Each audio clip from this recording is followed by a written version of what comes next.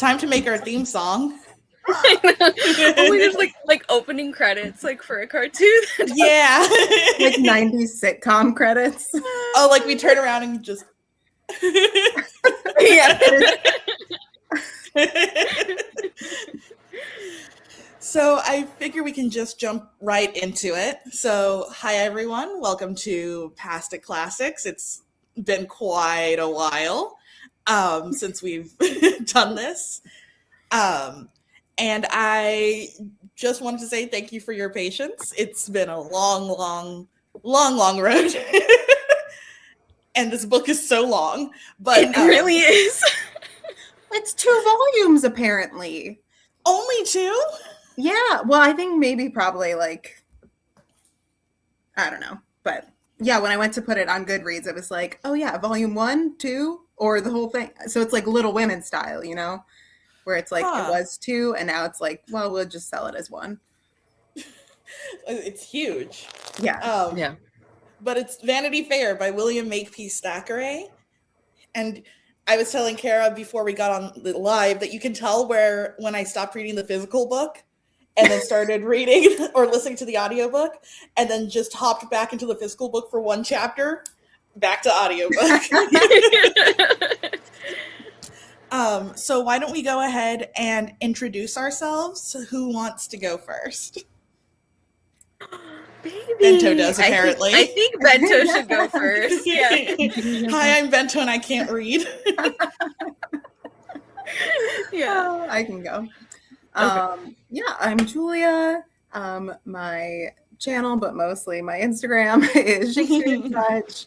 I read a good mix of things lately, a lot of romance, historical fiction, dabbling into some horror recently, which has been fun, and of course classics. And I'm so happy to be back here with you guys. Yeah. Nice. And what a fun drama-filled book to come back with. I'm so excited to talk about this one. I was reading this and I was like, R.I.P. Mom, you would have loved Becky Sharp. Hi everyone, I'm Cara. My channel is Wild Book Garden. My content is very sporadic at the moment, but it does exist. It's always a fun little surprise when I post something. I read a lot of mostly everything. I read a lot of contemporary, historical fiction, a lot of fantasy, sprinkle in some sci-fi, obviously classics and various other things. I'm also very passionate about reading middle grade and just reading widely in general, in terms of like, representation and also like genres and age categories. And that's something I like to read and to show in my content when I do it, which is sometimes. But yeah, I'm so excited to have our little gossip session about this book, because that's what it feels like in the best way. Is like, it's just gonna be so juicy. And I'm Taylor from Page Screen Taylor. I haven't posted in many a moon. I would like to, though. Maybe this summer when we have summer Fridays at work. But for the most part, I read across all genres. I'm a pretty big mood reader. So I've been in sort of a horror kick recently, sort of as a way to cope with my mom's death. I'm like, listen, things might be bad, but my parents aren't secretly members of a satanic cult that sacrifice people. So could be worse. It's all relevant. Yeah. It could always be worse. Yeah, the outside. And yeah, I basically read across genres. I'm moving into literary fiction for a bit, but we'll see. And then just diving. Oh, content warnings. See, I'm so rusty at this. So in terms of content warnings, we've got racism, colonialism, anti-Semitism, war, Orientalism, and cheating, and maybe murder. Possible murder. So I wanted to ask you guys, what is your experience with this book and or William Makepeace Thackeray? And if you want to give your overall ratings and thoughts, you can do that as well. Okay. I'll go ahead and go first. So I have not read anything by this author before, but quite a while ago now, I did watch one of the film versions of Vanity Fair. I remember very little about it, but I remember not liking it a bunch. And I not really for specific reasons. I'm sure I had them and I just don't remember because it was a long time ago. So I basically felt like I was experiencing this story for the first time. I occasionally there would be a vibe from a character where I'm like, oh yeah, I remember feeling that way in the movie, but basically clean slate. And for my overall thoughts and rating, I think I'm at a 3.5 stars. The parts that were good were so good, but there was also a ton of filler, and the Becky chapters, I was living, thriving. It was a great time. And then there were other plot lines I was way less invested in, characters I was less invested in, and I just think I think the parts that I enjoyed about the book and that I thought were the best done, I think should have had more page time than they did.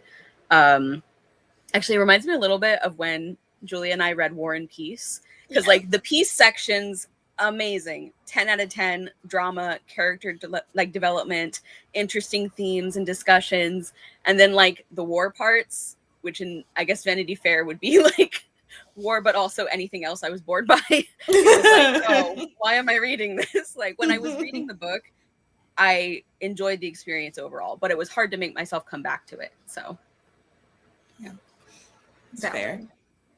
No, I also liken it to War and Peace in that way. Although I do think pacing wise, it is more successful than War and Peace. I think War and Peace has more filler than this.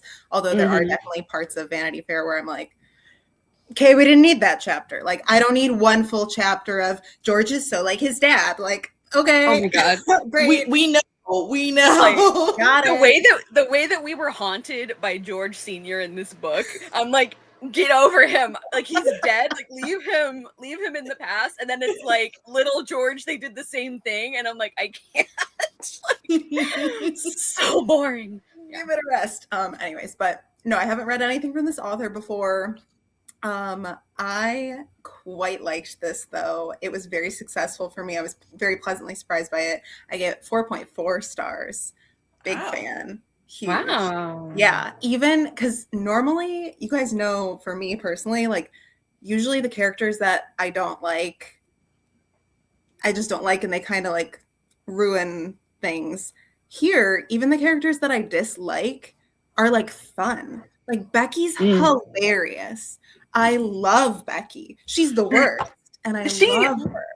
I love Becky so much. For my Goodreads review is only 2 sentences, and it's basically Becky Sharp did nothing wrong, and it's correction, she actually did an astounding number of things wrong, but it was usually to people who deserved it. So I mostly just respect her hustle, and that's really how I feel about it.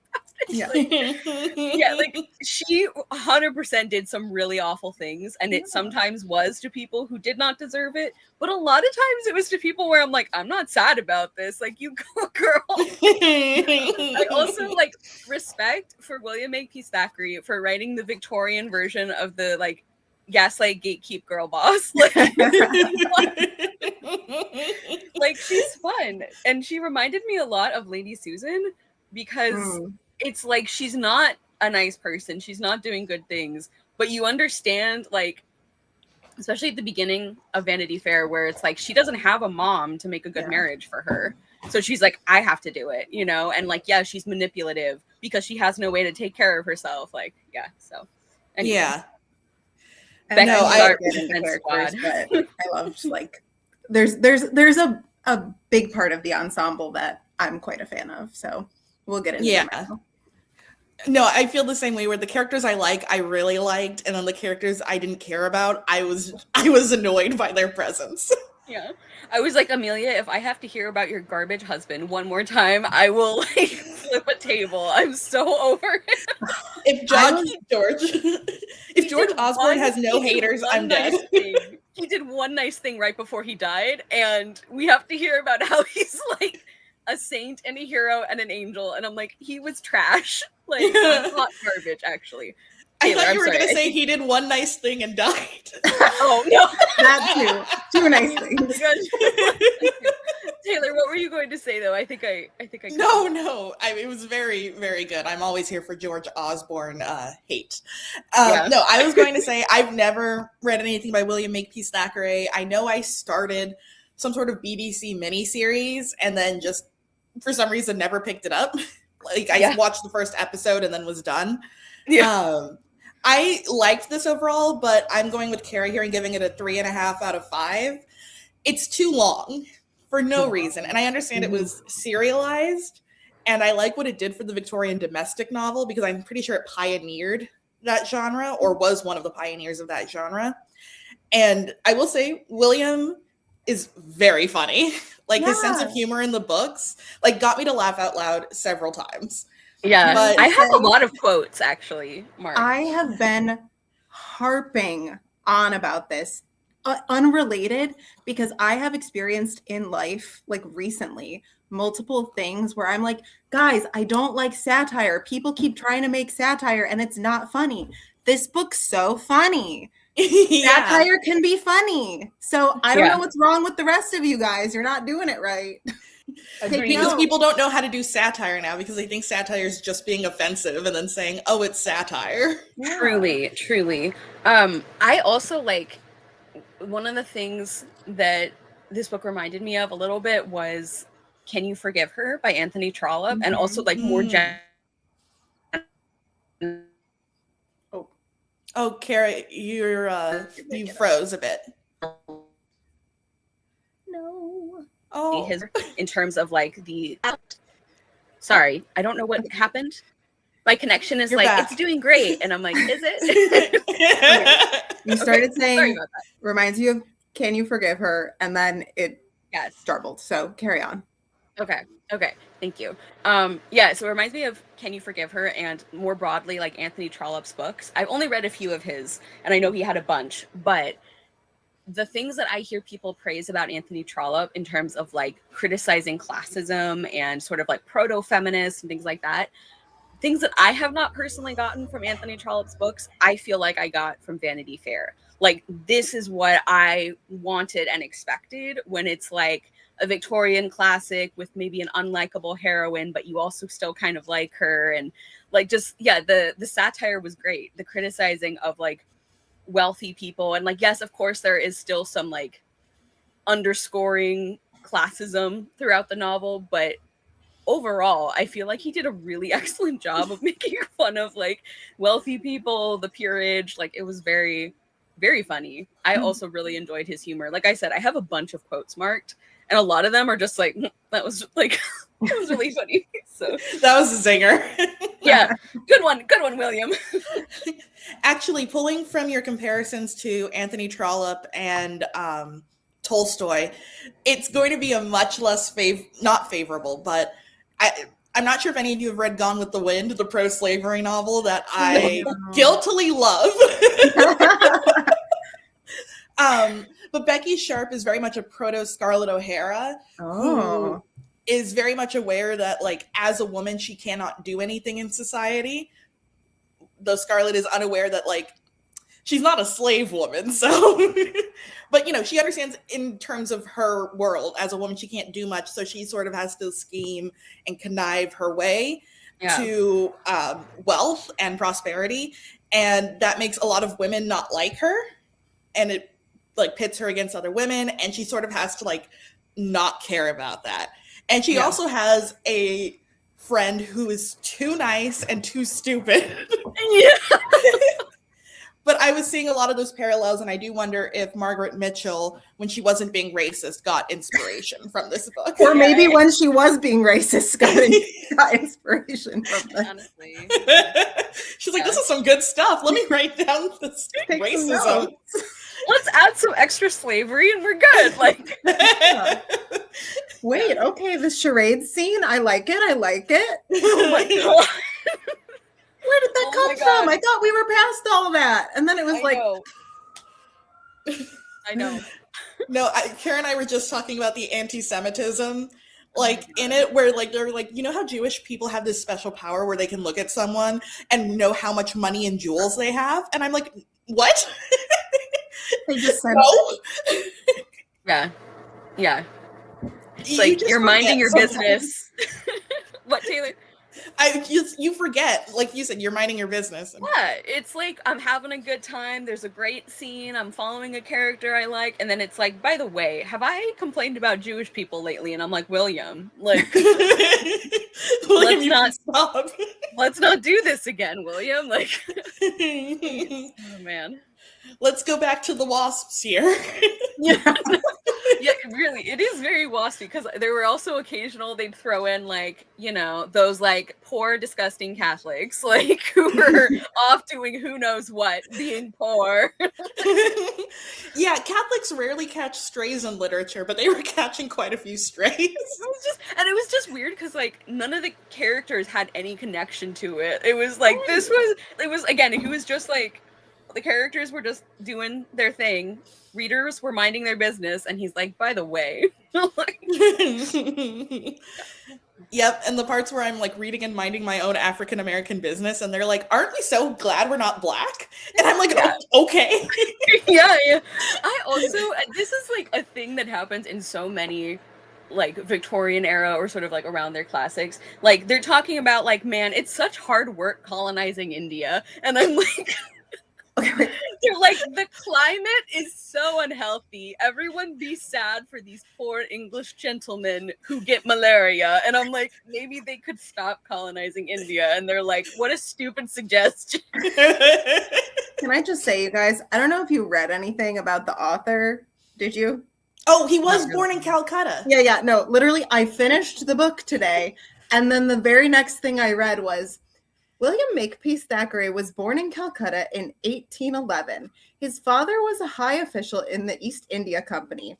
While at Cambridge, Thackeray ran up high gambling debts, which, coupled with his family's financial losses in India, forced him to make a living. He turned to writing, blah, blah, blah. And I was like, that explains so much. Wow. Yeah. I also like to say, like, how simple the pastimes were where you could make a living from writing.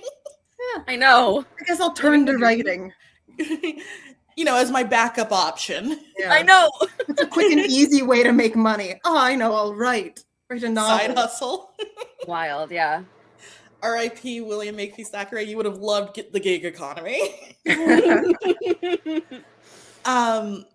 So, unless we have any overall thoughts, we can get a little bit more into the nitty gritty.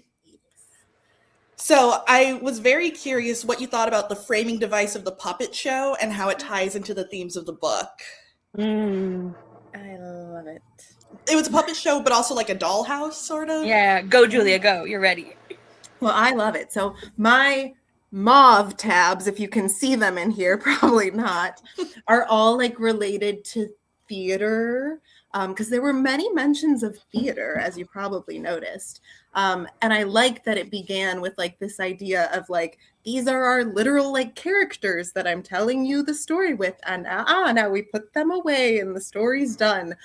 So I just like that framing device of like I'm literally portraying them like as the characters, and like, you know, life is just like all the world's a stage, right? Like, so yeah, I really like that. And so what I initially had was this tab going that was like, I just had it as like performance, and that was the idea. And then I like broadened it because I was like, well, I like the idea of like performance as in like theater, but then I wanted it to be like, but also like performance as in like the facade of like society. And when people are like, oh no, it's so terrible being me, you know, Becky in every scene, help me. So yeah, I love it. That's my thought. Yeah. I think because I read the book over such a long period of time, like it was kind of broken up, I think I was not always aware of those devices until he would bring up another one in like a very obvious way. So, and that would remind me like, oh yeah, that's been like a theme throughout the book. So like, I do like it. And I think it fits in very well with his criticism of like the false, like you said, Julia, the false facades of society, of individual people. And it's also just like a fun, it's like I think it fit really well with the narrative voice that Thackeray was using in the story, because it's very like personal. It's very like, let me tell you about some gossip I heard, like we're gonna be well behaved about it. I can't confirm that this happened, but like wink wink, we know it happened, kind of thing. Like I think that fit in really well with it. And yeah, like I said, I think it was my pacing of my reading that maybe made it less prominent to me, but when it was there, I was reminded, and I did like it. I like at the end how he's like, now we put the dolls back in their little like case and everything. It was kind of like endearing in a way. It's giving like town square puppet show where we're all the kids coming up to see the little Becky Sharp puppet, like bonking Rawdon on the head with a bat. Yes. Yeah, I also really like that sort of framing device. One, because of what you said, the whole Vanity Fair thing is a performance. You know, everyone's sort of playing their roles in society. And someone like Becky, who doesn't play what is considered her role in society, is sort of like upending these things.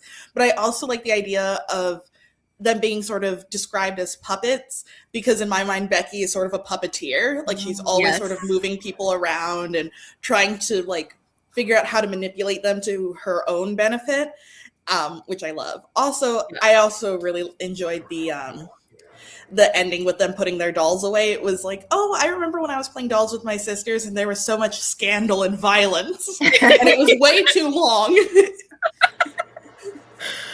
Yeah. Taylor and her sister writing Vanity Fair confirmed. Like, there would be more witch hangings. For some reason, we did that a lot as kids. It was weird. I like it. You know. And also, it was a musical. We had a little like Kids Bop CD player, and we would play that and have our characters sing songs as they were slaughtering witches. What Kids Bop songs were appropriate for that occasion? 1,000 Miles by Vanessa Carlton. Like, I would walk 1,000 miles just to kill a witch. Aww. Commitment. So, I don't know if this was present in your books, because I heard that there were several subtitles, but at least in my book, the subtitle of Vanity Fair was A Novel Without a Hero. Yeah. Yes. Why do you think this is, and do you agree that there are no heroes in this book? I love that. I started last time, though. But I do have thoughts. Let me double check mine, actually.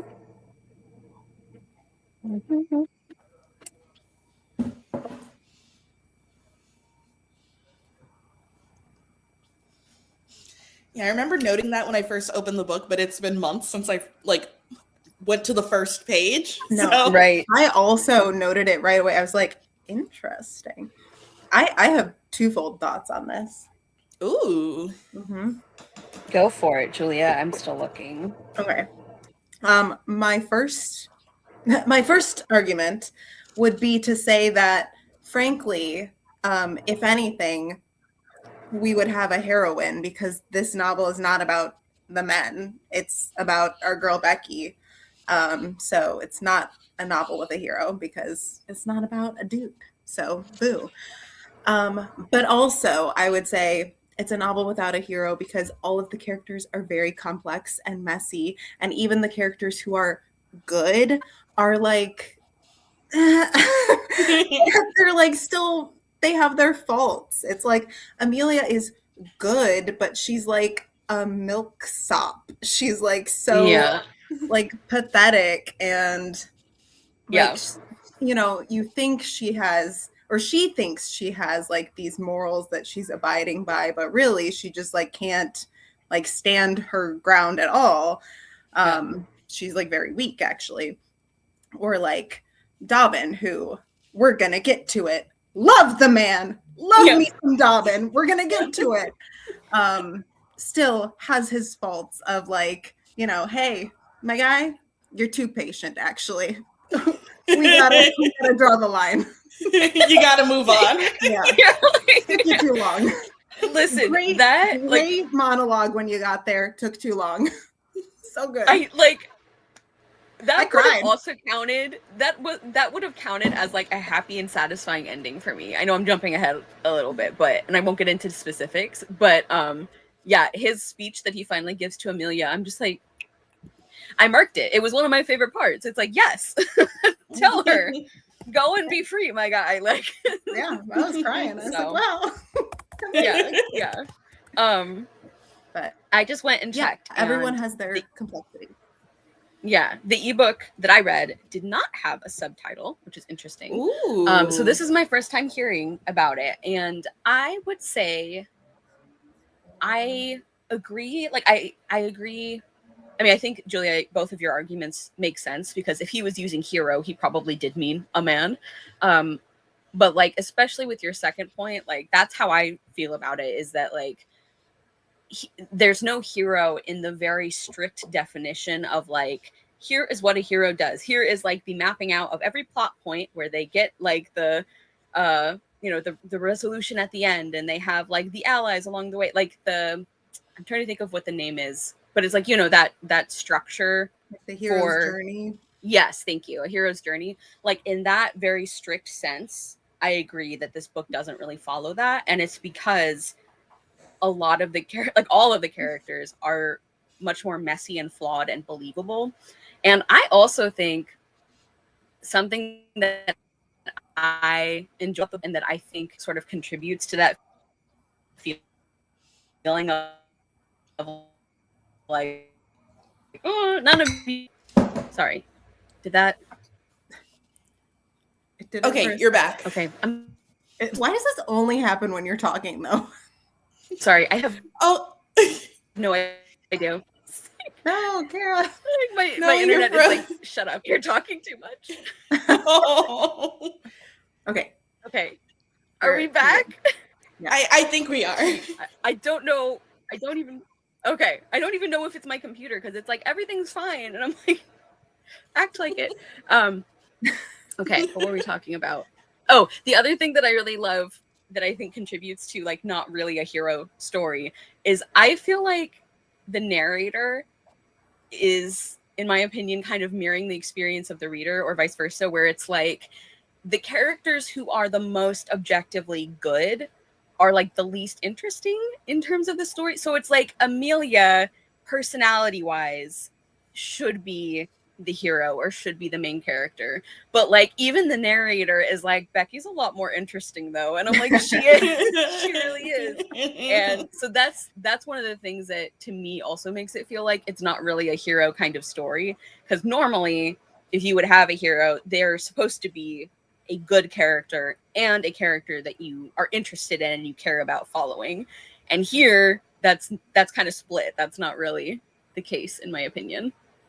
Especially considering it's a narrator that, supposedly and I've met, Dobbin and Amelia, and this is how I learned the story. And it's like, so you don't even like know Becky personally, and you're going to tell us this much about her because she's that rad? Like, okay. He's just a huge Becky fan, you know? Like, Stan, what can I say? Yeah. This is all Becky fan fiction. It really is. Like, yeah, no, I really like what you said, Julia, about, him meaning a novel without a hero in terms of like a male hero, because I'm pretty sure in the beginning he refers to Becky as our heroine. Yeah, you're right. He does. So I think that's a very good catch, and I didn't think about that. The other thing I was thinking is like, this is a book of protagonists, but I don't know if there's any one hero, because Amelia doesn't really have what it takes to be the hero of the story. She doesn't, bless her heart, affect any change in her life. No, things happen to her. It happens to her over and over and over. Like life is really getting her. She finally does one thing. And yeah.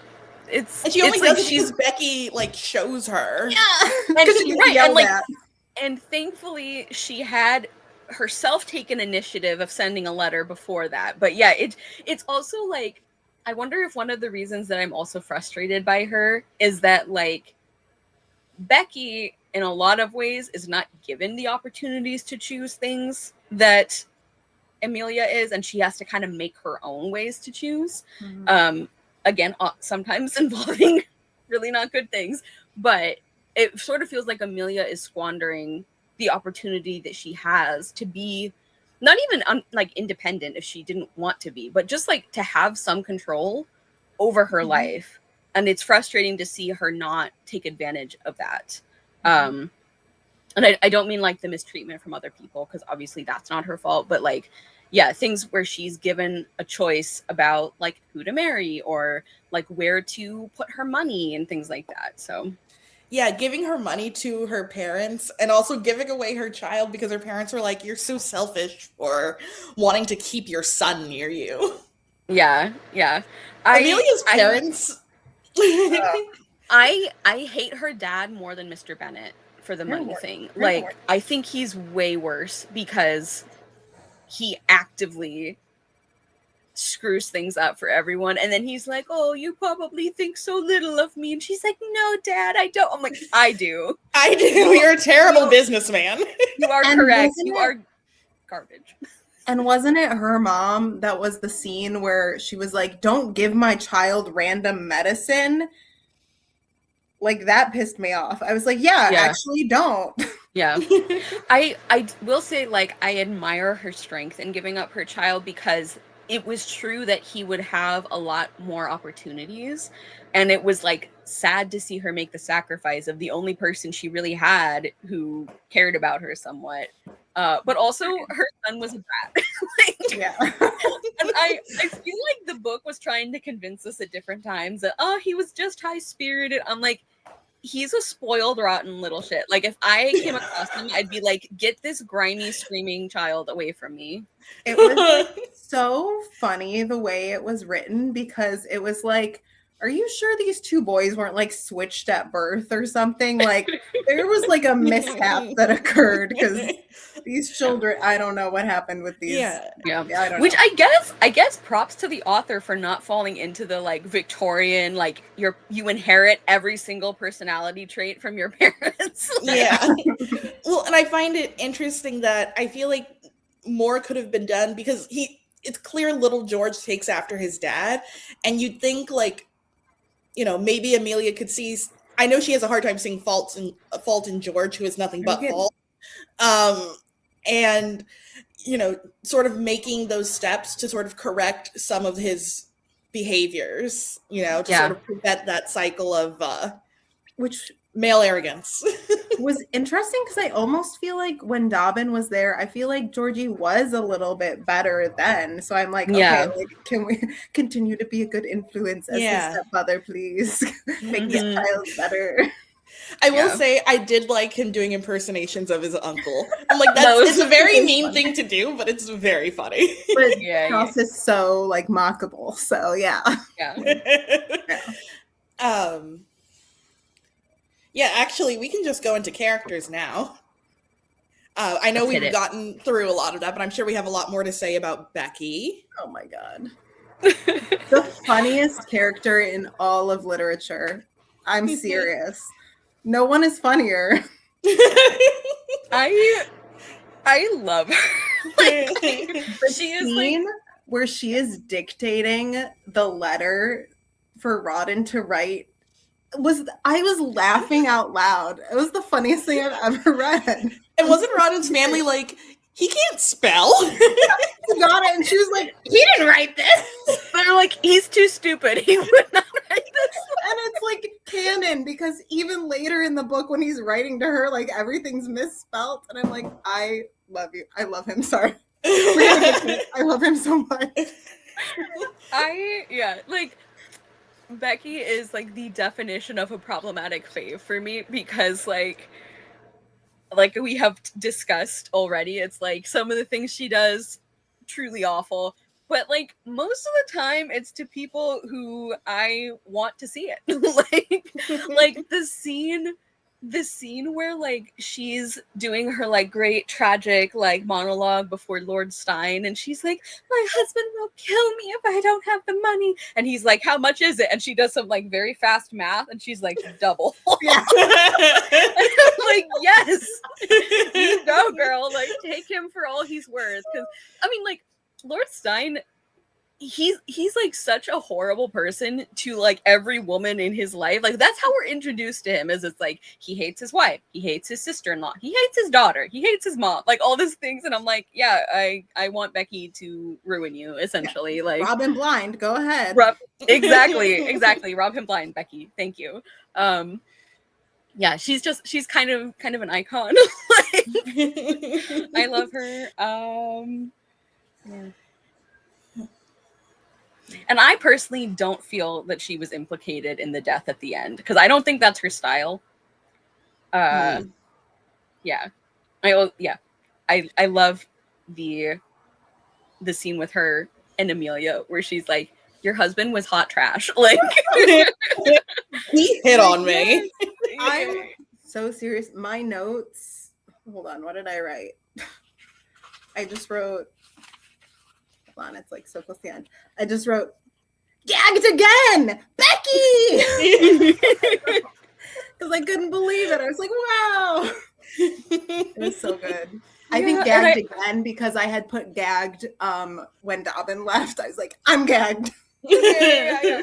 And I love those glimpses we get of like Becky being something other than like subtle, clever, manipulative, you know, like when she does, like, obviously her helping out Amelia, she does it in the most Becky way, where she's like, here's the letter, he was trash, you're better off without him, go get your man. Like, it's very Becky of her. But I really like the moments we get, like, even before that confrontation where she, like, those two like creepy guys who are like always hanging out around Amelia, she's like, I'm not leaving them alone with her, like, no, get out of here. And I'm like, yes. And then there's like one line that just it gets me earlier when she's like, I think she just like briefly interacted with Dobbin again, and she like thinks to herself, like, if I had had a husband who was like kind and brave as well as smart, she's like, things could have been really different for me. And she's like, I would not have minded his big feet. And I'm like, listen, my crack pairing of this book is Dobbin and Becky. Like, I would have loved to see it. It never could have happened, but I would have loved to see it. A split second thought. I was like, is she really going to go after him? I was like, Becky, that's not going to work. I was like, you can't do that, Becky. Becky, he hates you. Yeah, and she's like, I know, I kind of like that. Like, yeah, no, truly my only fault of Becky, like the only times where I'm like, oh, Becky, you're really the worst, is like anytime she's with her son. I'm like, oh, honey, she is. Yeah, she is really awful to him. And actually, that's very similar to how I feel about Lady Susan, where it's like all the things that she does for herself and that like hurt like the men in her life, I'm like, but the stuff, the fact that she was like so ready to consign her daughter to like a miserable life, that is what I can't take. And so yeah, I agree. Similarly for me, that's like the thing that I couldn't take with Becky. Although I do love some of the scenes around that, like when we're told that like the little mending basket with his little shirt where she like had to appear especially motherly and sweet and innocent, she would take out that shirt and sew on it. It's like her son's like 14 or something. Yeah. And the shirt's way too small. Yeah, or like the fact that she would basically forget he exists, and she would need to like bring him up. She's like, I love my son, looks at smudged writing on hand, Ray Charles. I mean, she literally like had to flee the country, and then she was like, oh yeah, I should probably write a letter to my son so he knows where I am. Hi honey. Yeah. She also forgets how old he is too. Constantly. She's like, yeah, our sons are basically the same age. Oh, 5 years difference. Same thing. No, it was so sad, the scene where she like kissed him and he was like, oh, you never kiss me at home. And I was like, this is the saddest thing I've ever heard. It's so sad, but wasn't that when Becky was trying to like scheme someone too? And oh yeah, for sure. Mad? No, yeah, it was entirely. She was like, we'll talk about this later. He spoiled her plans. Like, go, buddy. Ruin it. I don't know if you've seen It's Always Sunny in Philadelphia, but there's this one episode where Dee is like scamming the IRS or something, and she buys herself a motorcycle with the license plate that says "scammin'." And so when the IRS agent comes, she's like, "You've got a license plate that says "scammin'," and I'm like, Becky would love that. It's very Becky. Scammin'. It's probably what was written on her pocketbook that Rodden found. Scamming. It's like embroidered. It's like what? Embroidered on there. Yeah. Scamming, but make it classy. Like, yeah, that scene like was really stressful. Like when he finds everything out, and it's such a weird like double experience, because on the one hand it's like he is right to be mad, and like it is messed up that she wouldn't bail him out of debtor's prison when she had all this money, but also it's like there's this weird part of me that's like, hey, she worked hard for that scam money. It's like, you know what I'm thinking of? It's like, you know how you're watching like a nature documentary and it'll like tell you if you're on like the side of the deer or like the mountain lion? It was like that. It was like, I understand that I should be team deer at all times, but this mountain lion needs to eat. Like, Becky's a mountain lion. Becky's got to wear gorgeous clothes. I didn't even really care about the money as much. I just was genuinely like, but I really don't think she cheated on you, though. I was like, she is innocent, actually. Yeah, it's wild. Money. It's like she did like every scandalous thing up to, but not including cheating. Like it was like, I think that's kind of part of what's impressive about her, is that she was leading all these men around by the nose, and she like never even got involved with them. Actually, like she will seduce everyone with her clothes on. So make no mistake. Yeah. I agree. See, I wasn't sure. Like, I'm still on the fence about whether or not she's having an affair, but I think that's like me being messy. I mean, plausible deniability. She could have been. Yeah. I will say, I'm like, I bet she definitely had two boyfriends with those two French guys that hung around with her near the end. They were always in her room. That I believe. Yes. I believe, yes. Yeah, it sounds like she was doing a lot of that in like the late part of the book, when the narrator is like, and we'll just gloss over this. Like, you can imagine scandalous things happening, but we won't name them because that would be rude. Like, they're all too delicate for me to write about this, so I won't. Yeah.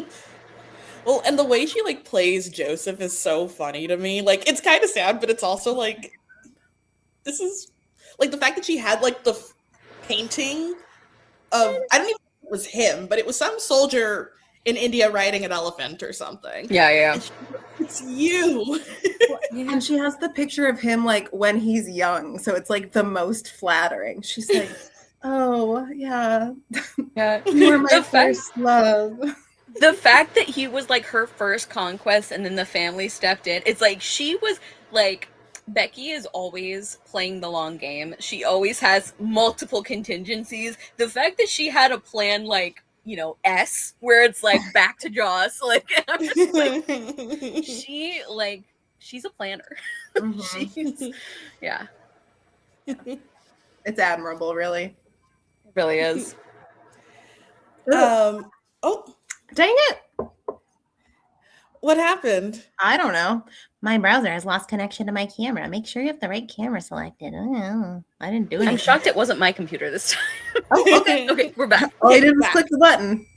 God bless. Okay. Unless we have anything else to say about Becky, we can move on to Amelia. Great. I feel like we've said a lot about was her. There. It's like, I spent so long in the beginning trying to root for Amelia. I was like, you're very sweet. I see your heart is in the right place. Yeah. I want you to grow and learn. And she just kept not growing and learning. So it's like, how am I supposed to root for you if you can't even help yourself? Dobbin is right here, Amelia. Dobbin is right here. He's right here. Yeah. And I was willing to be like, okay, it's fine. I know George is still alive. Once George is dead, I'll give you your proper mourning period. And then Dobbin's right here. And still we waited and we waited and we waited. Several time she was like, I love you like a brother. And I was like, ooh. Dobbin goes home and cries into his pillow. Like, I'm like, Amelia, we've met your brother. That is a terrible compliment to say. How dare you? that is also true. I also, like, obviously, she does not owe romantic feelings to anybody, but from the perspective of, like, the storytelling, it's, like, infuriating that if she had even just, I think it would have bothered me less if she had even, like, if she knew more about what her husband was like, but was like, I just don't think I can get married again. I would have understood that so much more than her freaking, like, obsessing over George. And it was just so upsetting because the reader knows that he was garbage and that he was, like, he did one good thing before he died, and it was like the bottom of the barrel, like, truly, like, the lowest bar, because the good thing he did was, like, actually my wife is, like, really great and I should have been nicer to her. Like, that was his big, like, moment of revelation. And then because he's killed, he's, like, a hero. Like, it Now he's was a martyr. Wow. it was so distressing to, like, know way more than Amelia did, because she willfully ignored it. That's the thing. I know that it would be hard to believe people who tell you this about someone that you love so much, but, like, how many times did it happen? Like, how many times, like, did she hear references to, like, what kind of person George was, and she's like, they just didn't know him like I did. I'm like, Amelia, like, even you admitted while you were interacting with him, like, wow, it seems like he doesn't even like me that much. It's like, I mean, because he deserves doesn't. yeah, you were supposed to get married, and then you weren't, and then you were, and it was like, he was hot and cold. So you had the evidence before your eyes, Amelia. Like, and it's like he married her out of, like, spite and pride, and also because Dobbin, like, shamed him into it. Like, I know Amelia wasn't there for this and she didn't hear about it, but I still feel so, like, embarrassed and hurt on her behalf every time George was, like, you know, carousing with his army buddies, and he's like, you know, the old ball and chain, God, I hate, like, I wish that I were a free man, but I'm not. Got to go home to that little nobody kind of thing. And, like, Dobbin's like, you should be grateful. And I'm like, yes, he should. But also, Dobbin, why did you convince him to go through with it? Like, I would also like to say he gets tired of her in, like, 2 weeks. He gets tired of her, like, immediately. And it's for stuff that is so unfair. It's like, she's, like, too nice to him. She writes him letters. Like, she's, like, sweet and pretty and nice, and he's like, God, what, like, I suffer so much. Like, yeah. She's sort of like that friend who's, like, in a relationship with someone you know is a jerk, and you try to hint towards it, but you can't tell them because then they're gonna get mad at you. Right. Yeah. and then, Anything you else? know, I would sorry, go read ahead. the parts, it's like opposite of Becky. I would read the scenes of her, like, little, like, maternal moments, and I'd be like, oh, Amelia, this is so nice. I'd be like, you're so sweet. And I'd, like, have a good moment. And then I'd go back to, like, her idolizing George's portrait on the wall. I know. And I'd be like, the little shrine to her husband who never existed, actually, in the way that she thought. What was the last thing you said, Julia? I'm sorry, I didn't. Just that I wanted to strangle her. Very important. Like, I feel like the highlight of her character, like, the time where she showed the most, like, strength was when she gave up her son, because, like, we understood what a huge sacrifice that was for her, and we understood, like, why she was doing, like, that did take courage and, like, strength of character to give up this one person who she loves so much, and who is really the only person who is, like, sometimes nice to her, apart from Dobbin, who wasn't there at the time. Like, that, I think, was the most character she had, and it just didn't happen often enough. And my favorite thing about it is that I love when the offer was initially made, she was like, how very dare you? She tore the letter up and she was like, never, like, stormed out of there. And then later she was like, I will, on the stipulation that I can see him as much as I want. So I was like, oh yeah, I mean, like, for once you did something. I'm so yeah. She finds strength when it comes to her son, which is admirable and also very Victorian gender role. It's very patriarchal. Yeah. But honestly, like, what a very intentional and well-crafted character foil to Becky. Like, yeah, we can talk about that now because that's one of the questions I have. Hey! I said Becky and Amelia are foils of each other, and rise and fall in society throughout the book. Is one navigating Vanity Fair better than the other? But also, we can just compare them as foils. Well, yes, I'd say. Yeah, such a great discussion question. Julia, did you want to go? I don't know who went last time. Yeah, I don't know. I mean, yeah, I definitely think they're foils because I think especially, I wish, because Cara, you have the ebook. If you searched for the word artless, I wonder how many times the word artless comes up in this book. I bet it's like 300 because both of them get described as artless so many times, but it's funny because we know with Becky, it's like always this like affected artlessness. She's the most artful person you've ever met. Like, I can't. Like, oh. And then with like Amelia, it's so genuine, and that's why like all the men wherever she goes, like it's talked about how she's like not actually like the most beautiful or the most charming or the most whatever, but she just has this sincerity that like all the men are like, wow, we're gonna like fall at your feet because you are just like really real. And I'm like, I kind of respect that. Like, I don't know, like that's kind of nice. But yeah, it's funny that Becky can like win them over, even though she like doesn't have that sincerity because she knows how to play the game and she has crafted it. She's, you know, fine-tuned the art of playing the game of Vanity Fair. yeah.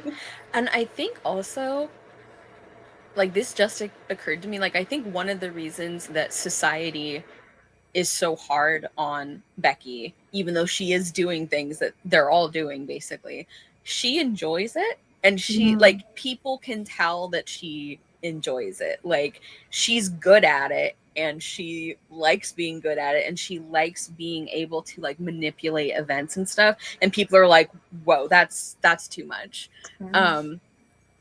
Yeah, in answer to your question, Taylor, I think that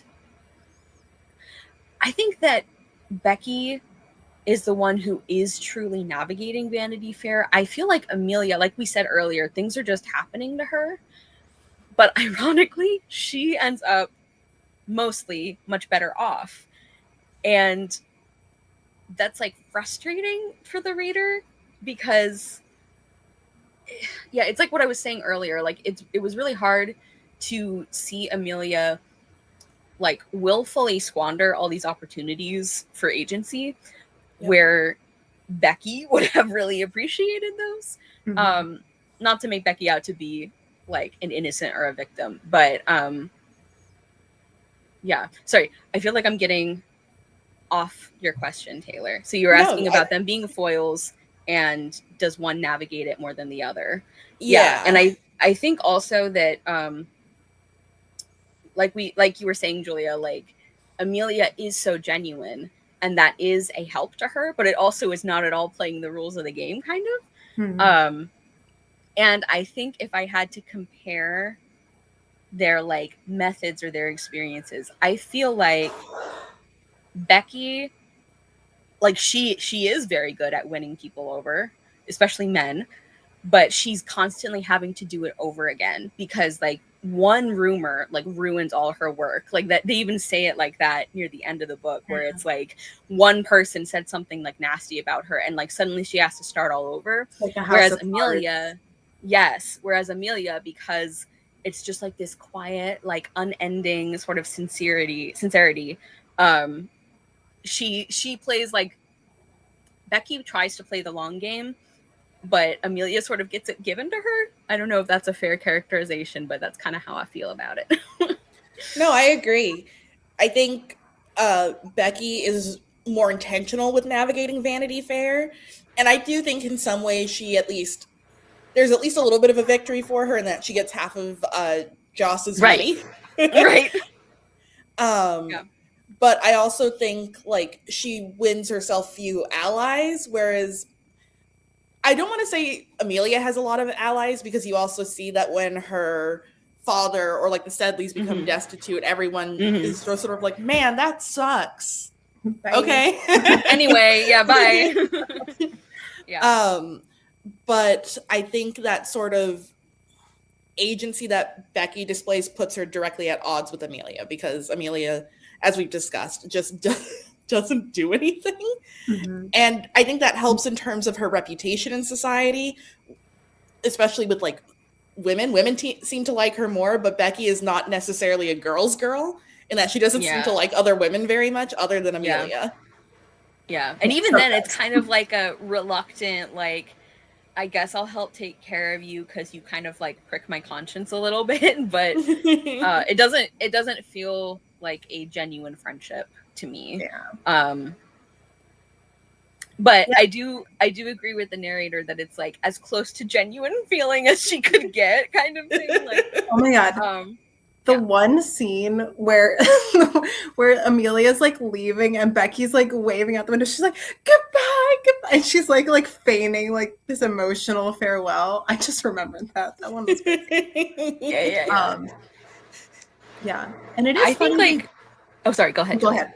No, I won't forget. Go ahead. I was just going to say, like, it's interesting because I feel like the way that Amelia is portrayed as like getting along much better with women, it feels very much like it's because she's not a threat to them and Becky is. So again, not exactly like girl supporting girl sensibility here, but it feels like a very, again, even with Amelia, it doesn't feel necessarily like genuine friendship. It feels like, oh, well, you suck at this, so I can make friends with you and it doesn't matter. Whereas Becky is very good at like playing the game. So yeah. No, I agree with that. Yeah, very true. Do we have anything else to say about this question, or we can move on? Oh, go ahead. Yes, a little bit. They kind of have like this opposite arc of like status, where Becky has like, you know, her humble beginnings, and then she's like, okay, I can make myself rise to the top, and then she's like, oh, and now it's failing and crumbling down, but she ends up like kind of okay. Whereas Amelia like starts off quite comfortable and doing okay, and then oh no, it's all falling apart, and none of it is like her fault, although and Becky's, her rise is actually like all her doing. You go, girl. But you know, Amelia's just along for the ride. Oh no, what's happening? And then of course, like, I was so upset with her every time she gave her dad money. Like, girl, she's just gonna waste it. It's like, honey, we have done this like how many, like 14 times. Like, it's please stop enabling him. It's not.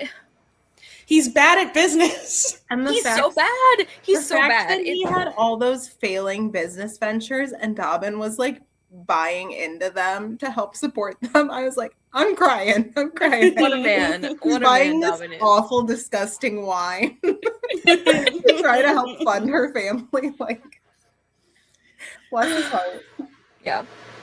Yeah, I like, you have to let him fail at some point. Like, he needs to just get a regular job.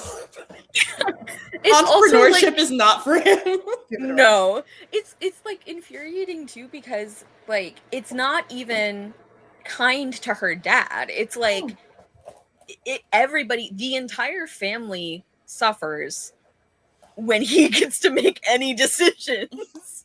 So like, maybe stop giving him the opportunity to do that, Amelia. Like, obviously she is not responsible for his horrible business decisions, but it did feel like she was kind of responsible for like she had control over her own money. Women almost never get that, and she was squandering it. She was enabling him so much, and it was like, just because it's for the sake of like kindness and like love doesn't mean that it's not enabling. Like, Yeah. Also, the pity party, he always throws himself after another he's like unsurprisingly failed Amelia, you business. probably hate me and are so ashamed. And she's like, no, Papa, I'm not. And I'm like, I do. I hate you enough for both of us. I'm so mad. Things I'm grateful for. He's not my dad. Yeah. Oh, man. So we can move on to like, I have them individually, but we can just talk about the men in general, specifically George, William, Rawdon, and to a lesser extent, because I don't know if there's even much to say about him, but Joss. I know there are a lot of other characters in this book, but there's too many, and I don't want to talk about them forever because these are the most interesting characters. Yeah. So, yeah, go ahead. We can do whatever order we need to do. I just need to get on my soapbox for 2 minutes. That's not true. Not a whole 2 minutes. Just for however long. I'm here to say we knew I was going to love Dobbin. Dobbin's such a Julia character. I love him so much. He's a precious man. I love him so much. And then also, who was going to know that Rawdon was going to come out of the blue and also be such a Julia character? I kind of suspected. He started so awful, and then surprise twist, he was like, actually, I'm a himbo and a great dad, and I'm a character who's really loyal and is like, I just could have been a better man if only. My favorite kind of love interest. Wait, Julia, how all of a sudden this reminded me, have you read A Tale of Two Cities? No, I own it. Okay, listen, you are gonna be the biggest Sydney Carton girly, and I hope so, because you need to join me in my like little club over here. I love that. We can always add it to the list. That's true. I don't know if I'm ready to cry that much again, but we'll see. At some point I will be. I cried a lot reading Vanity Fair. I don't know if you guys cried. I cried a lot. I didn't at all, actually. Yeah. Hence my 4.4, I guess. It's if you cry that much, it usually is a good sign. Yeah. I will say, oh, sorry. Go ahead. No, go, Taylor. I was just going to say with Dobbins, I listened to the audiobook and the narrator gave him the most annoying voice. Oh, well, he does have his little lisp. He has a lisp, but they did a lisp and then did a like nasally voice too. Oh, no. And I was like, I can't deal with this. What he's saying and like in the books, like I'm buying it. And then his voice. That's a lot to contend with. He just, actually, I hear his voice and I'm like, simp. I turn into an alpha male immediately. I actually, like, you're reminding me, because I did try the audiobook at first, and I didn't like the narration, and I think maybe one of the voices was Dobbin. I don't remember for sure, but that might have been the case. Yeah, I also love Dobbin. What a great man. We know I love a man who is like, I love you desperately, but I will leave you alone if you want me to. I'll yearn from a distance. What, Julia? I'll just yearn from a distance. Don't mind me. Exactly. I love that. I also find it very funny because, like I said, I did anticipate Rawdon could be a Julia character. I was surprised at how much I softened towards him. I think what bothered me the most is like the way he treated Becky, which is so unfair because she treated him so badly too. But I'm like when he does that scene at the end with like Lord Stein, and it's sort of like the beginning of the end for her. Oh, what's your beef? Hold on, he's in the right. What's your beef? I didn't like how he was like screaming at her, and she was actually like afraid of him. And also, I didn't like that he like went and took all her money. Like, I know it's not fair. She should have gotten him out of debtor's prison. She really should have. But I don't. He should have taken all the money. Agreed. Yeah. And didn't he leave her with a little bit of money? I thought he left her with some. I don't know. Maybe I misheard that. Maybe a little. And I think it was also like.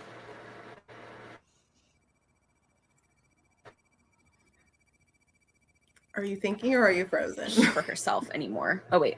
Oh, okay. Wait, you're back. Sorry. Okay, I think I what? froze again. It was like he made it so that she couldn't help herself anymore in a lot of ways, like because like he had so much more social power about like talking about what she did. And like we said earlier, I actually think that she didn't cheat on him. She did a lot of other shady things, but I don't think she did.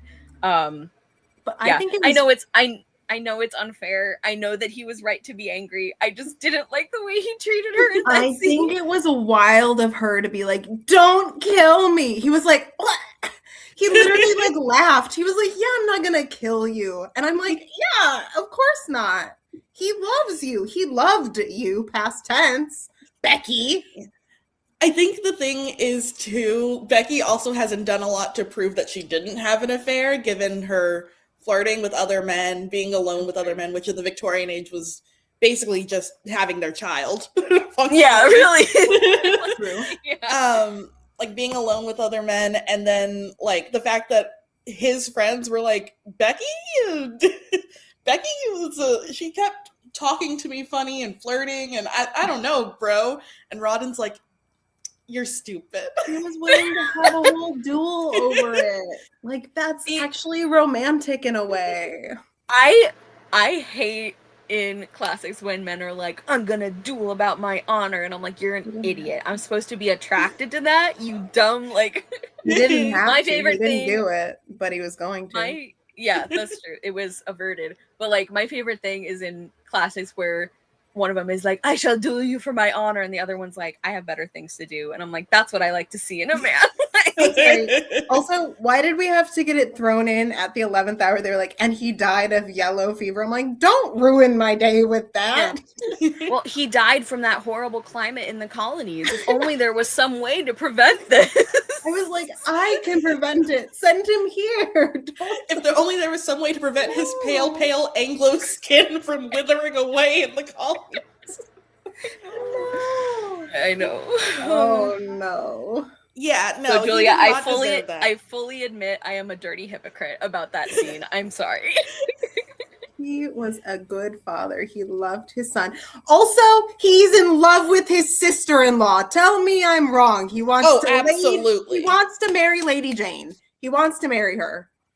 Absolutely. Thank you. What was that scene about? Oh no, he was absolutely in love with her, or at least leaning that way and not realizing because he's still so tied up with Becky. Which, by the way, Becky did not appreciate that he brought her hot chocolate in bed every morning. Yeah, that's so sweet. That was ridiculous. Like, girl, I love that. I know. Why are you complaining? I think Lady Jane is like a very, very interesting super minor character because I feel like she could have been. She's like if Amelia had more main character energy, because we do see her stand up for herself in like the domestic sphere, so still considered, she's being a proper woman and everything by the time period, but she really does like stick to her guns. She stands up against her husband, even though that's not usually something she's comfortable doing, and I really liked that. When she put her foot down and she's like, Becky will not darken our door, or I will take the children and leave. And I'm like, whoa. When she finally did it over was incredible. Here. Yeah. She's who Amelia should have been. I thought Amelia was getting there near the end when Joss was like talking about everything that had befallen her, and she was just very uninterested until he mentioned that her child had been taken screaming, and I was like, dang it, that's gonna be the kicker. And she of course backed down. Yeah, it's like she has one personality trait, and that is her son. It's like I admire your love and care for him, especially because like everything she's gone through and everything, but it's like you can have other interests, I promise. Like it's okay. Like you can not even other interests, but like other thoughts and opinions that don't have to do with your husband and son. That would be great. They don't center around the men in your life. Yes. Amelia like constantly failing the Bechdel test with herself. Like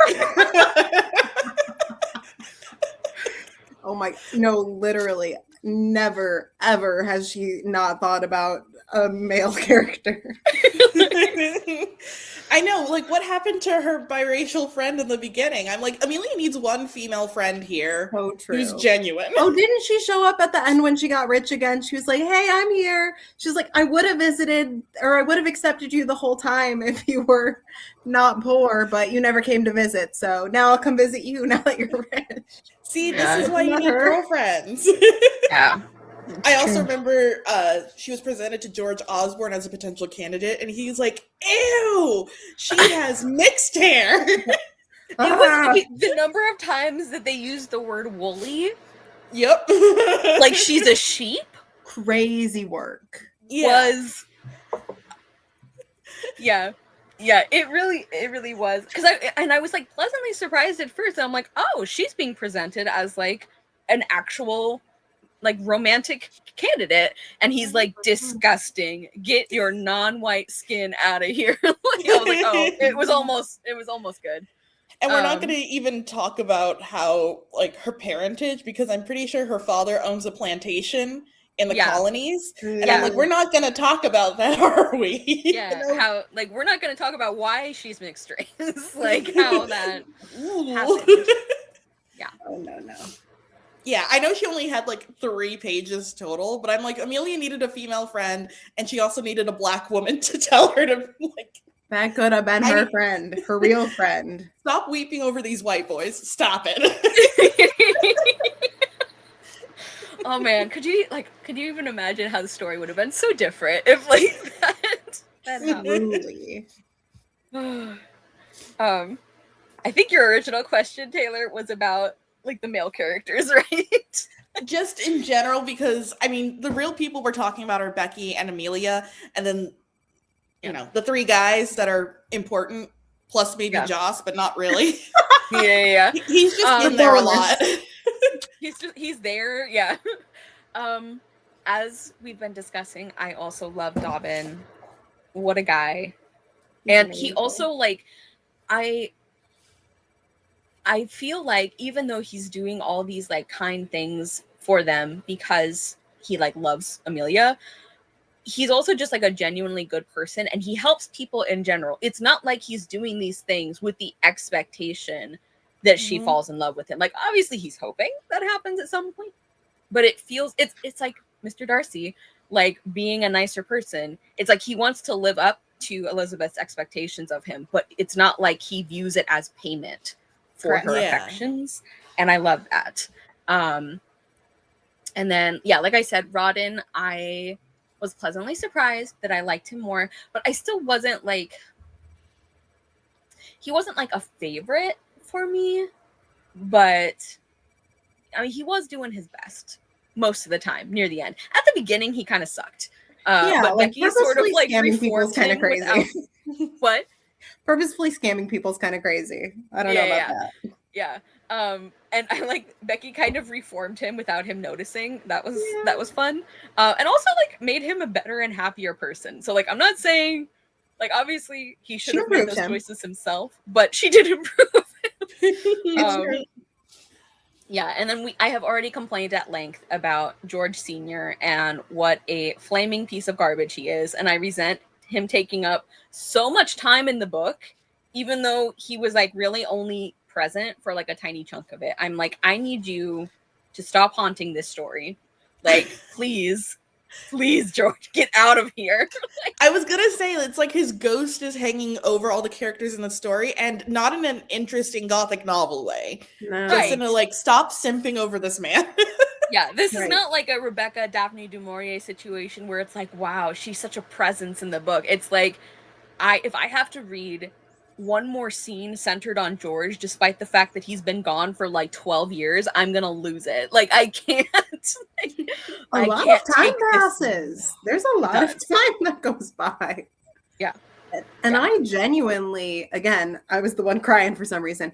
I genuinely shed tears in the scene, like when his father, like, you know, was like coming around to his loss and like went to church or whatever and was like, oh, my son, and mourning him, blah, blah, blah, which was like kind of early after George's death. I was like, wow, beautiful. And then I was like, but your son's still garbage.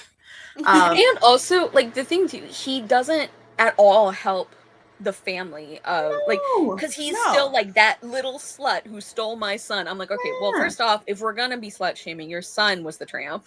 And it's also just, it's so infuriating because he like dotes on his grandson, and it's like, but you still think his mom is the worst? Like, make it make sense. It's so like, oh, he's like, I wish there was some way I could make amends to my son. And I'm like, you mean like taking care of his widow? Perhaps that would do it. Also, like, Amelia is the most unobtrusive, unassuming, will not ask for help even if she's dying person. So it would take like so little to like take care of her or help her out. Like wild. £2 and a 50% off coupon, and she's the happiest woman in the world. He could pay her in Cole's cash. She's like kissing his feet. Thank you, my lord. Yeah, anything else to say about the guys? Otherwise, we answered actually a lot of my questions in conversation, so then we can move on to quotes. Yeah, no. I just had to get on my soapbox about my boys, so I'm happy. No, I think other than George, William and Rawdon are pretty solid guys, and R.I.P. Rawdon Crawley, you didn't deserve that. R.I.P. The himbo that I didn't know we were going to get in this novel. The himbo that could have been. He was just he never learned to spell. Father, a loyal husband. He loved his son so much, you guys. He loved his son a lot. He really did. And there's even, it's like when he's kind of slowly realizing, like, it is really sad when he's realizing that his wife, like, doesn't care about him or respect him at all. And he's like, if she would only love the boy. And I'm like, oh, like, that is very genuinely sweet. Yeah. I do want to add another thought about Becky before we get into quotes. I think also one of the reasons that I find her likable and understandable even when she's not great is like a lot of the reasoning that characters have about why she sucks, especially at the beginning, is stuff that like modern society, broadly speaking, would not consider a problem. Like where they're like, yeah, and she had to work for her money, and also her mom was French, and also her dad taught school. Like she might as well be dead. Like so I just wanted to add that I think that part of why she works for modern audiences better is that her character flaws, a lot of them at the beginning of the book especially, are things that were like, what? Like, what do you mean that's like a problem of hers? He was an artist. Artist, yeah. Yeah. They do bring up the French thing a lot. Yeah. They bring it up so often. Like even when they're complimenting her on like how well she speaks French, they're like, it's because her mom was a French woman. Like don't be too charmed by it. She's a native speaker. There's one time in the book where it's someone actually complimented her and she like pretends to be modest and she's like, well, I ought to speak French well because I taught it and my mother was French. I'm like, what are you doing? And everybody's like, you poor thing, living under the cloud of shame. The book is like issuing trigger warnings for French. It's like the English could not handle that. They really could not. No. And which is just, it's always so clearly hypocritical because like here are the wealthy people taking these tours of like Europe and the continent and like loving it, and they're like, but unfortunately it's full of gross French people. Or like even in the like German principalities that they made up that they're like having a nice little vacation in, even there it's like the simple homely peasants who don't know any better kind of thing. And I'm like, you guys are the tourists, like what are you? Also, I read this Pumpernickel, which is where they were staying, is actually Weimar, Germany, something like that. Oh, okay. Interesting. I assumed it was fake because of some of the words that, some of the names that he. I'm sure much of it was quite fake. Also, can we talk about how they kept referring to Joseph Sedley as like the Bengali? Yeah. Crazy work. Every time they were like, and this is a club where all the Indian men went, I'm like, the what? And then they're like, the white people. And I'm like, oh. Right. He's like that Got person it. who comes back from studying abroad. He really is. He really Yeah. is. Yeah. And that's his personality now. What? And unless anyone has anything else to say about the book, we can move into quotes. I'm ready. I have so many more this time, so I apologize. I specifically spent that long hunting down the quote where I'm like, Rawdon's in love with his sister-in-law. That's what I was searching for that whole time. That's sort of a cousin to the like brother love triangle trope, if you think about it. You know it is. Listen, also, they threw me for a loop at the end when they were talking about little like Georgie and little Rawdon growing up and then being in love with like Jane's daughter, because I was like, wait, that's his sister. And I was like, no, it's not. He's adopted. I was like, hold on now. You're like, wait a second. Hold on. Okay, we're good. We can keep going. Yeah. I forgot because it's like his mom, but it's not his mom. It's okay. Phew. I love too how like the mother-son relationship between Lady Jane and little Rawdon was so sweet when he gets that like letter from his birth mom, from Rebecca, and he's like, oh god. It was really sweet when he's like, Lady Jane, like, or Aunt Jane, like, you are my mother, not her, kind of thing. And I'm not that woman. Yeah. It's like, okay, I am defensive of Becky, but I do really like that he's got this like really loving, like, clearly Becky did not want to be a mom, like, and should not have been, so. No. So thank God he had someone to be his mom. Yep. I have a quote if you guys are still looking. Do it. Go for it. We're gonna have so many. I know, I'm sorry guys, really up. Yeah. I will say William is a very talented writer. Like, there's a lot of quotable moments in here. One of the great conditions of anger and hatred is that you must tell and believe lies against the hated object in order, as we said, to be consistent. Yep. This one, like this is another thing that reminded me about War and Peace, is like in the war sections, there were some really great lines about like how like the glory of war is like a facade and it just gets painted over all this suffering. It's about Amelia. How long had that poor girl been on her knees? What hours of speechless prayer and bitter prostration had she passed there? The war chroniclers, who write brilliant stories of fight and triumph, scarcely tell us of these. These are two mean parts of the pageant, and you don't hear widows' cries or mothers' sobs in the midst of the shouts and jubilation in the great chorus of victory. And yet, when was the time that such have not cried out? Heartbroken, humble Protestants unheard in the uproar of the triumph. Oh, so good. Really good.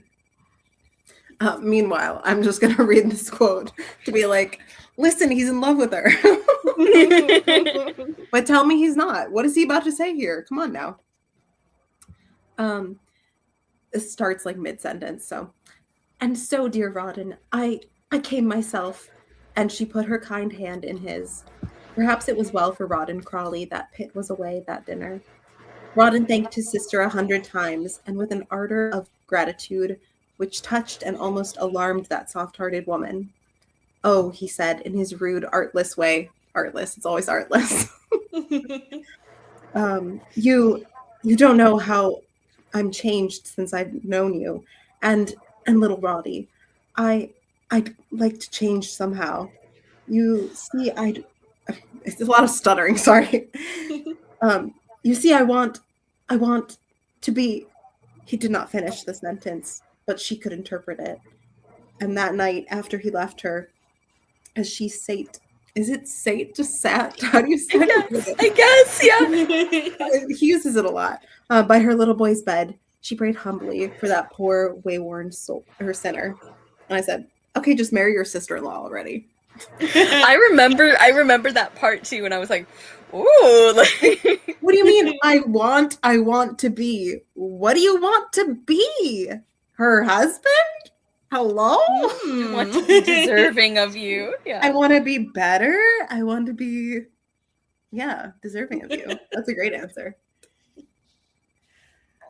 I have one that's about the like sort of unappreciated and unpaid labor that women perform, especially like near like when someone's ill. So like when Amelia is taking care of her father. Yes.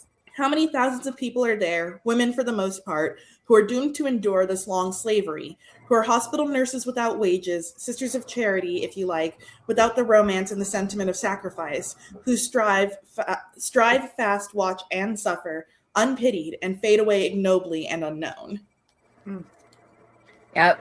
Like there are some times where he definitely plays into the Victorian gender stereotypes, but there are also like a lot of places where I'm like, good for you, William. Yes, that's that's true. This one is kind of like an example of one of the things that I really liked about his writing, where he could be like very like clever or catchy and also very like profound, like in the same line could do both those things.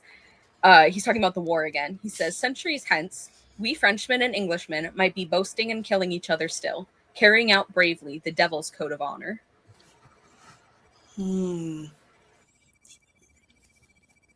I love all the anti-glory of war stuff. Like that's like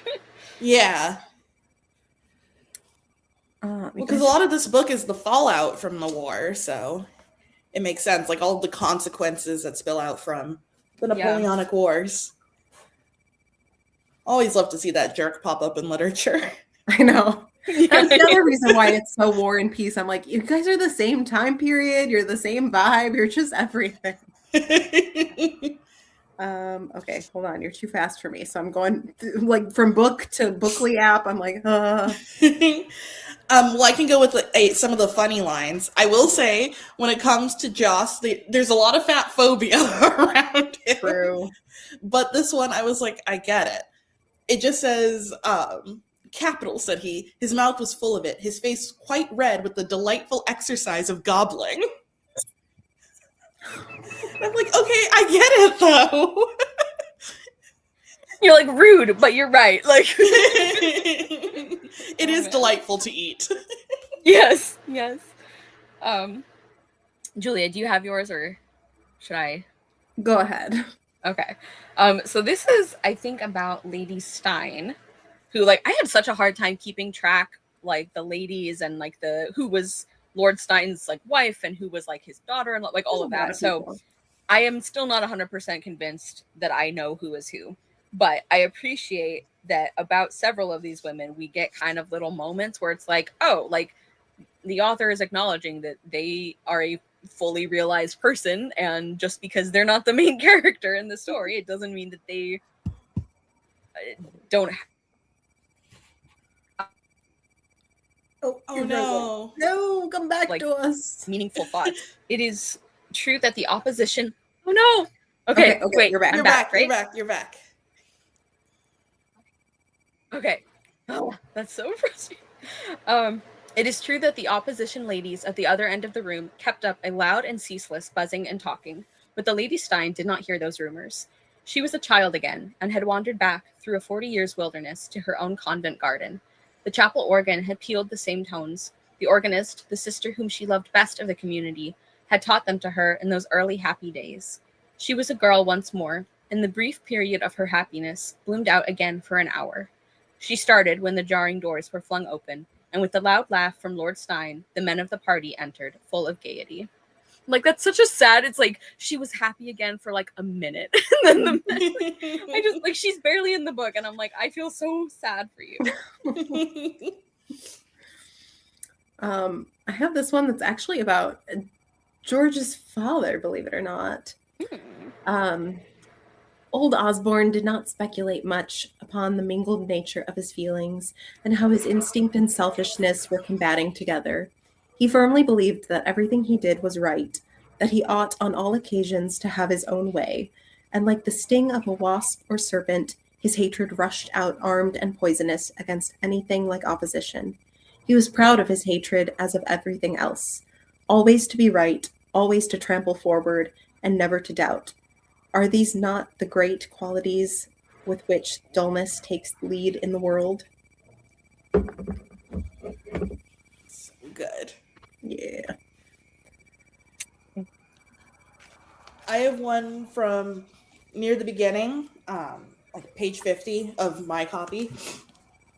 If people would but leave children to themselves, if teachers would cease to bully them, if parents would not insist upon directing their thoughts and dominating their feelings, those feelings and thoughts which are a mystery to all, for how much do you and I know of each other, of our children, of our fathers, of our neighbor, and how far more beautiful and sacred are the thoughts of the poor lad or girl whom you govern likely to be, than those of the dull and world-corrupted person who rules him. If, I say, parents and masters would leave their children alone a little more, small harm would accrue, although a less quantity of as in presente might be acquired. And I thought that was like, I feel like very progressive for like the Victorian age in terms of like how children were considered an extension of your property back then, and I would even argue to a lesser extent now. Yeah. Yeah. This one also about childhood. It's talking about how when little George is like leaving Amelia and she's like absolutely heartbroken and he's like, okay, bye. Like he doesn't care. And he's basically addressing the reader when he says, when you think that the eyes of your childhood dried at the sight of a piece of gingerbread, and that a plum cake was a compensation for the agony of parting with your mamma and sisters, oh, my friend and brother, you need not be too confident of your own fine feelings. I love the, oh, my friend and brother. Like, it's very close to my brother in Christ. Yeah. That's what I was thinking when I read that. I thought that was so funny. Yeah.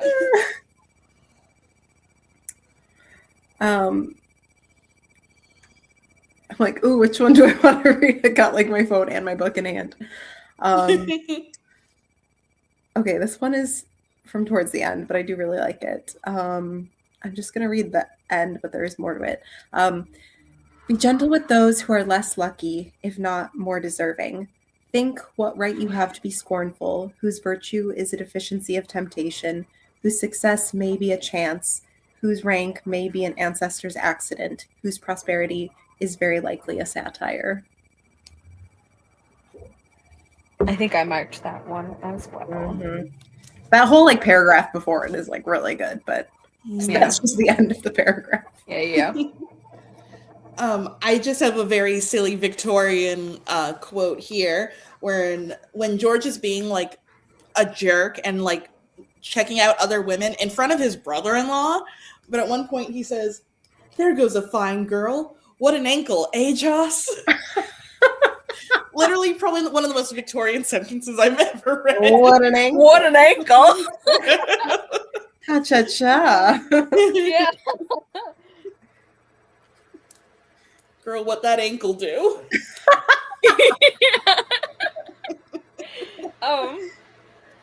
Okay, this is an example of Becky's ingenuity. Yeah, I said that weird. Ingenuity. And about how, like, even the narrator, I think, is kind of like, I mean, I don't blame her, really. It's when she's staying with Lady Jane and Sir Pitt Crawley.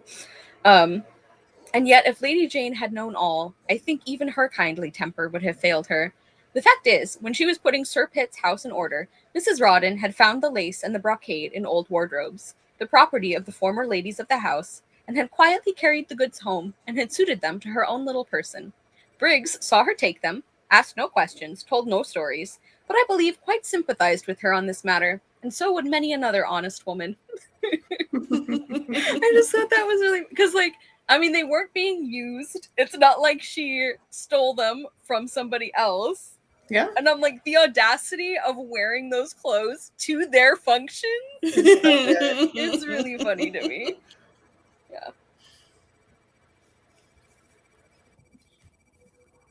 Yeah.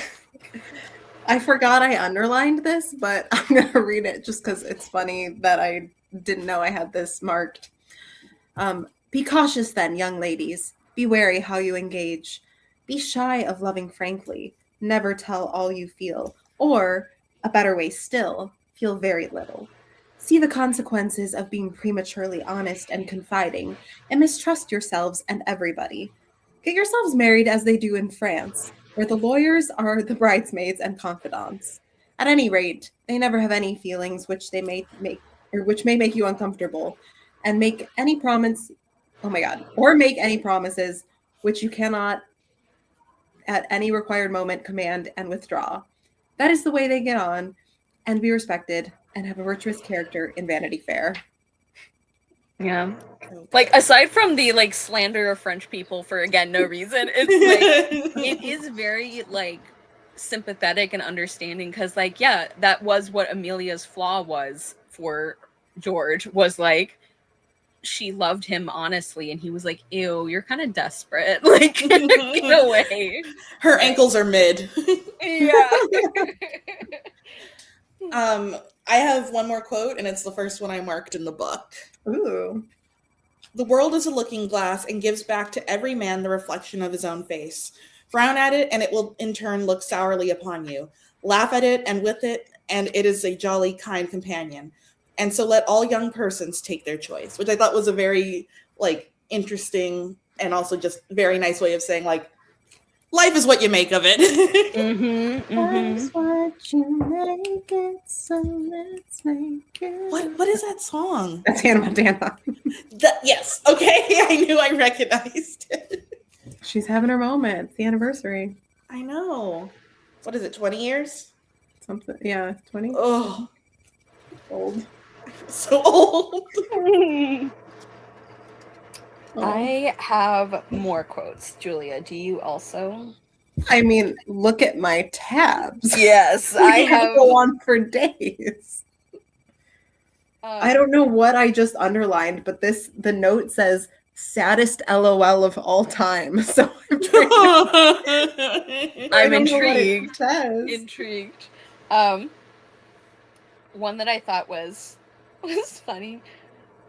Again, it kind of plays into the, like, girls are so catty and hate each other, but in a way that I thought was funny.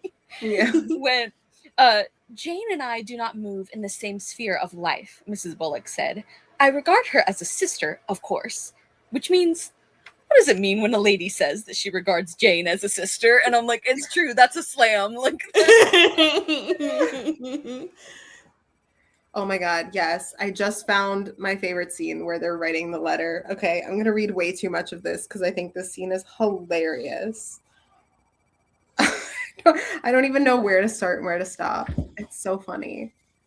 Oh my god. Okay, wait. You will now, if you please, my dear, sit down at the writing table and pen me a pretty little letter to Miss Crawley, in which you'll say that you are a good boy and that sort of thing. So Rawdon sat down and wrote off Brighton, Thursday, and my dear aunt with great rapidity. But there the gallant officer's imagination failed him.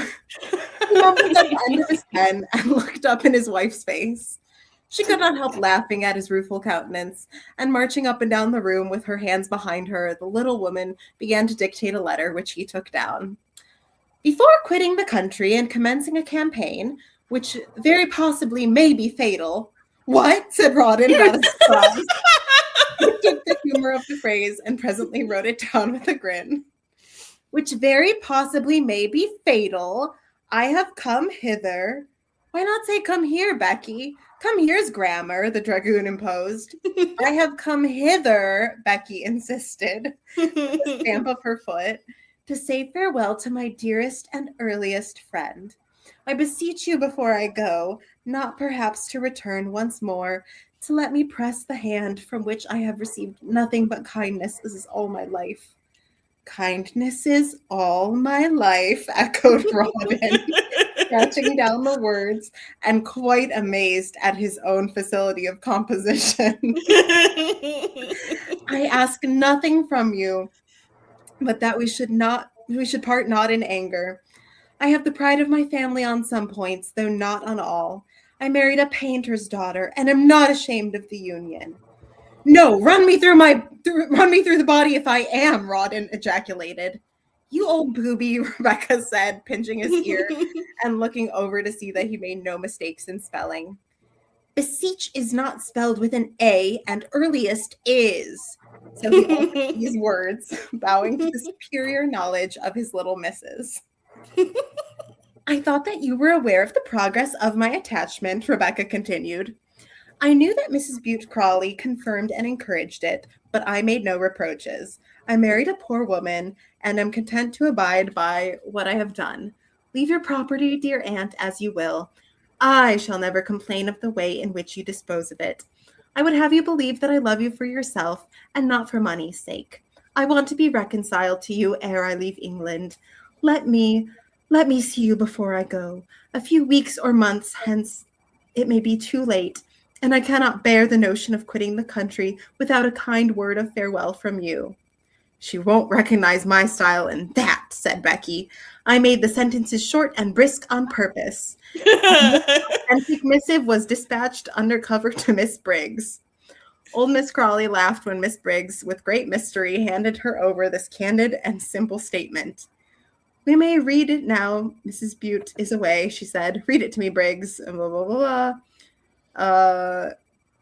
Don't you see, you goose, she said to Miss Briggs, who professed to be more touched by the honest affection which pervaded the composition. Don't you see that Rawdon never wrote a word of it? He never wrote to me without asking for money in all his life, and all his letters are full of bad spelling and dashes and bad grammar. It's that little serpent of a governess who rules him. I just love it. I love it. I love it so much. Yeah. Isn't that the same aunt who's supposed to be like super liberal until she finds out that her nephew like married a poor person, and she's like, Yep. That's disgusting. Yeah. Yep. Exactly. That's one of my favorite scenes in the whole book. It's just her so dictating that letter to him. Yeah. And then his aunt, like, she's immediately like, he didn't ask for money. Oh, he didn't write that letter. Yeah. He's never written to me without asking for money. This was her. Hello. Yeah. I have one here. Another point in the column for like, okay, William, you understand some things about unfair gender roles. I know few things more affecting than that timorous debasement and self-humiliation of a woman. How she owns that it is she and not the man who is guilty. How she takes all the faults on her side. How she courts in a manner punishment for the wrongs which she has not committed and persists in shielding the real culprit. It is those who injure women who get the most kindness from them. They are born timid and tyrants and maltreat those who are humblest before them. I saved that one too. It's so good. Okay.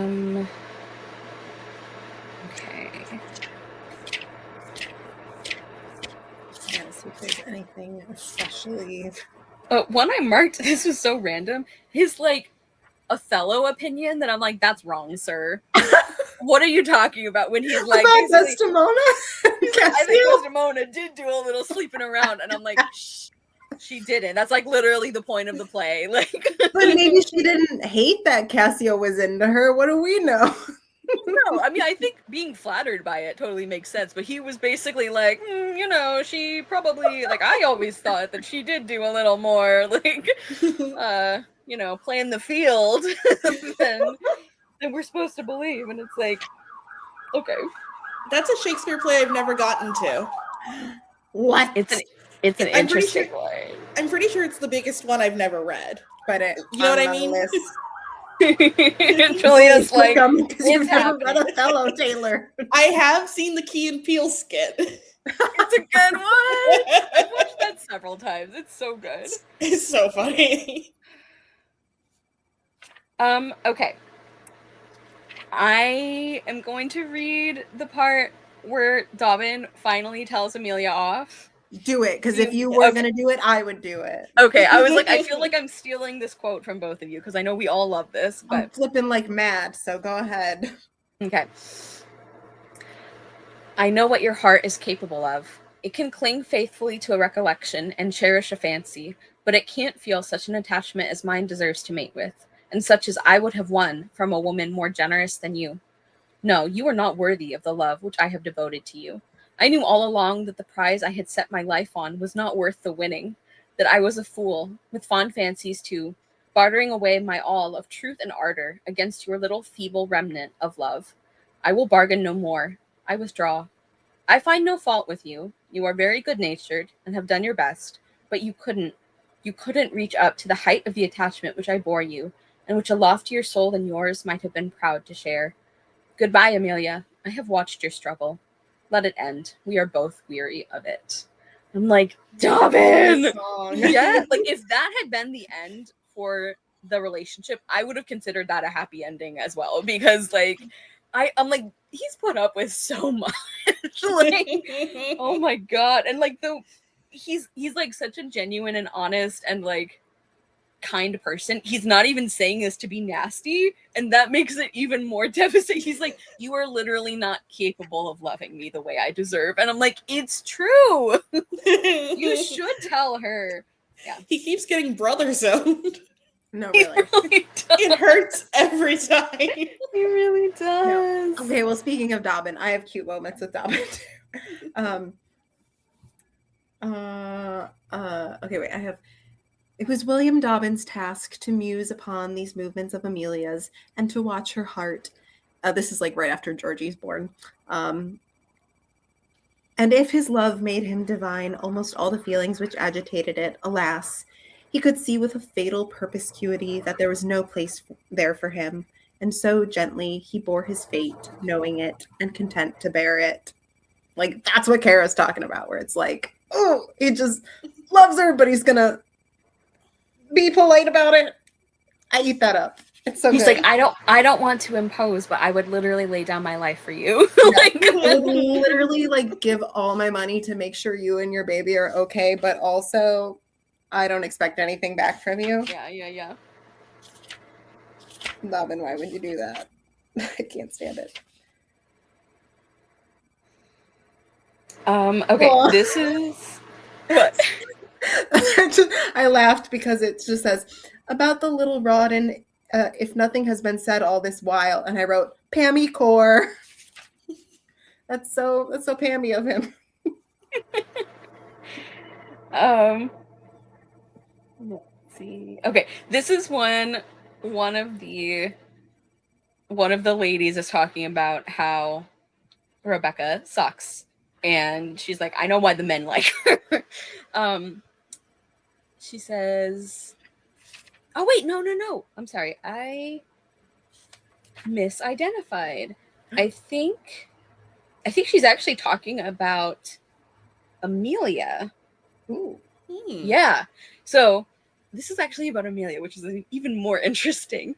When she says, there is nothing in her, Bailby, the latter lady would say. When she comes to tea here, she does not speak a word during the whole evening. She is but a poor lackadaisical creature, and it is my belief has no heart at all.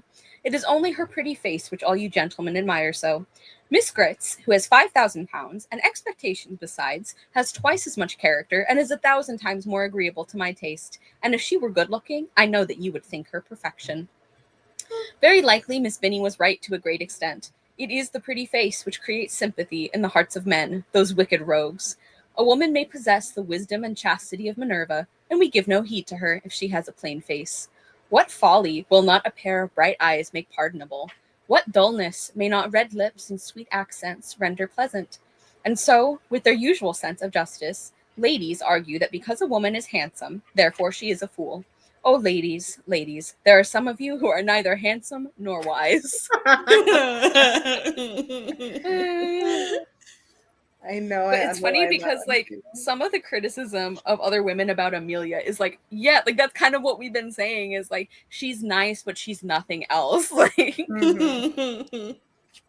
What did you say before that, Julia? I said, I know I saved that one too. My yellow tabs are all just about like gender, because there were a lot of very interesting quotes just like generalizing like, all women are like this, or men. Yeah, it's like interesting. So I was just kind of keeping tabs on those to try to see like what the overarching statements in the book were about gender. Also, just was reminded from my own annotations here that Amelia and George's wedding date is my birthday. So don't know what to make of that fact, but now we know. So cool. I love that. And this. Had there been some kind, gentle soul near at hand who could read and appreciate the silent, generous heart, Dobbins, who knows but that the reign of Amelia might have been over, and that friend William's love might have flowed into a kinder channel. And I wrote me for real. All three of us was like, yes, Dobbins. Like, I would love so much to know if when this came out, like what the character, like what people's reaction to different characters were. Like, I have to believe that there were a bunch of women reading this who were like, oh, Dobbin, you know, like there had to be, right? But then I also feel like there were a ton of women who were like that little lisping weirdo. Like, that's true. That's true. That's a good point. I will say we have 2 contenders for best book boyfriend, so listen, don't get me started. I'll be a freak when it's time for the classies. That's gonna be crazy. Oh wait, I love this. I forgot about this. This book is so good. I love this book, you guys. Okay, wait. Do I want to read that part or this part? Okay, wait. Who's here? Okay, Becky is like complimenting Sir Pitt is what's going on here. Schmoozing as she does, you know. Becky complimented him upon that dress and admired him almost as much as his own wife and children, to whom he displayed himself before he set out. She said that it was only the thoroughbred gentleman who could wear the court suit with advantage. It was only your men of ancient race whom the court became. Pitt looked down with complacency at his legs, which had not, in truth, much more symmetry or swell than the lean court sword which dangled by his side, looked down at his legs, and thought in his heart that he was killing. I love that that's the phrasing. That's yeah, so he was killing. This one is actually from later on the page of the quote I think you read, Julia, the one about like women taking care of like the invalids, and or maybe Taylor, you read that one. I don't remember. I think I did. Yeah. Okay. I had also marked that, and I also marked right after that, "Oh, be humble, my brother, in your prosperity. Be gentle with those who are less lucky, if not more deserving. Think, what right have you to be scornful, whose virtue is a deficiency of temptation, whose success may be a chance, whose rank may be an ancestor's accident, whose prosperity is very likely a satire." Yeah. Mm-hmm. Like that's like an example of like, I really feel like William Makepeace Thackeray is doing the class commentary that I kept expecting from Anthony Trollope. Mm-hmm. Yeah, I love that. Okay. Like, especially the idea of like your virtue is a lack of temptation. And yeah, it's so interesting and right. Let's see. I mean, this isn't even like a particular quote. I keep like sharing moments that are so good. This is like when Becky really gets like Lord Stein in her grip. It's so good. Mm-hmm. "Oh, what shall I do, Lord Stein? For I am very, very unhappy." Lord Stein made no reply except by beating the devil's tattoo and biting his nails. At last he clapped his hat on his head and flung out of the room. Rebecca did not rise from her attitude of misery until the door slammed upon him and his carriage whirled away. Then she rose up with the queerest expression of victorious mischief glittering in her green eyes. She burst out laughing once or twice to herself, so she set at work, and sitting down to the piano, she rattled away a triumphant voluntary on the keys, which made the people pause under her window to listen to her brilliant music. And I noticed, "Becky Sharp, nobody is doing it like you." Yeah. This is also like similar to the last quote I read, but also like about Rebecca having these moments of like, oh, there is more to her. I forget who made her think about this, but she says, like, I think I could be a good woman if I had 5,000 a year.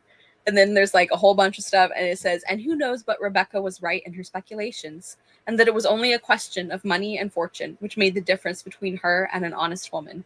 If you take temptations into account, who is to say that he is better than his neighbor?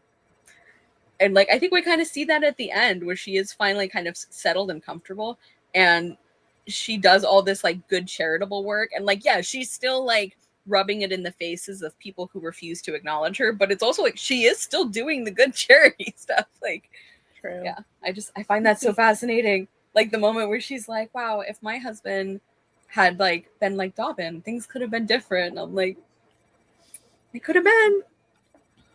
I have this quote from when Amelia is sending, or like getting ready to send George away to live with his grandpa, which by the way, I have this many tabs and I still already have notes of like, okay, when I reread the book, I need 3 new colors for humor, the theme of forgiveness, and the theme of like parents, because those are 3 themes that I did not like tab. And then I'm like, okay, well, too late, but those I need.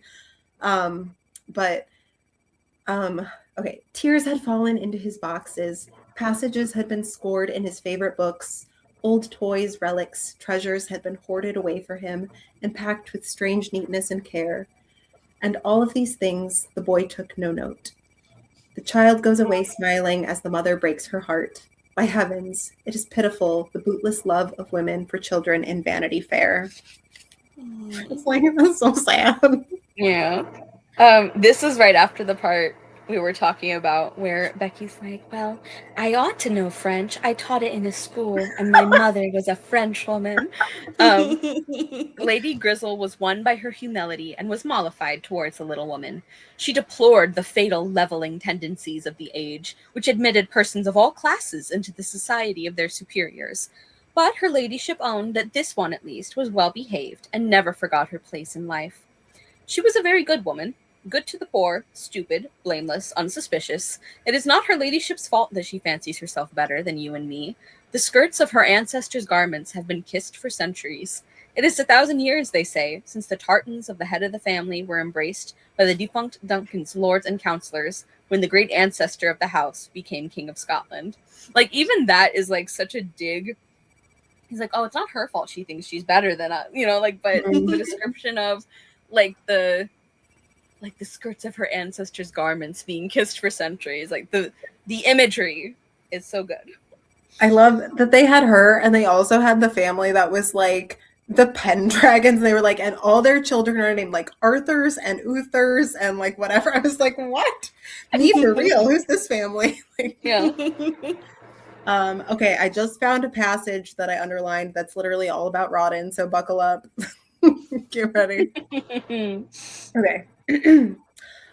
Rawdon Crawley, though the only book which he studied was the racing calendar, and though his chief recollections of polite learning were connected with the floggings which he received at Eton in his early youth, had the decent and honest reverence for classical learning which all English gentlemen feel, and was glad to think that his son was to have a provision for life, perhaps, and a certain opportunity of becoming a scholar.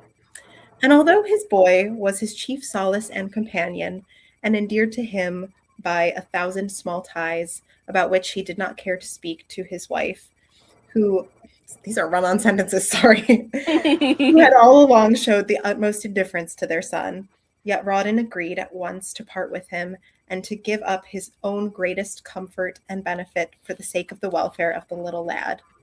He did not know how fond he was of the child until it became necessary to let him go away.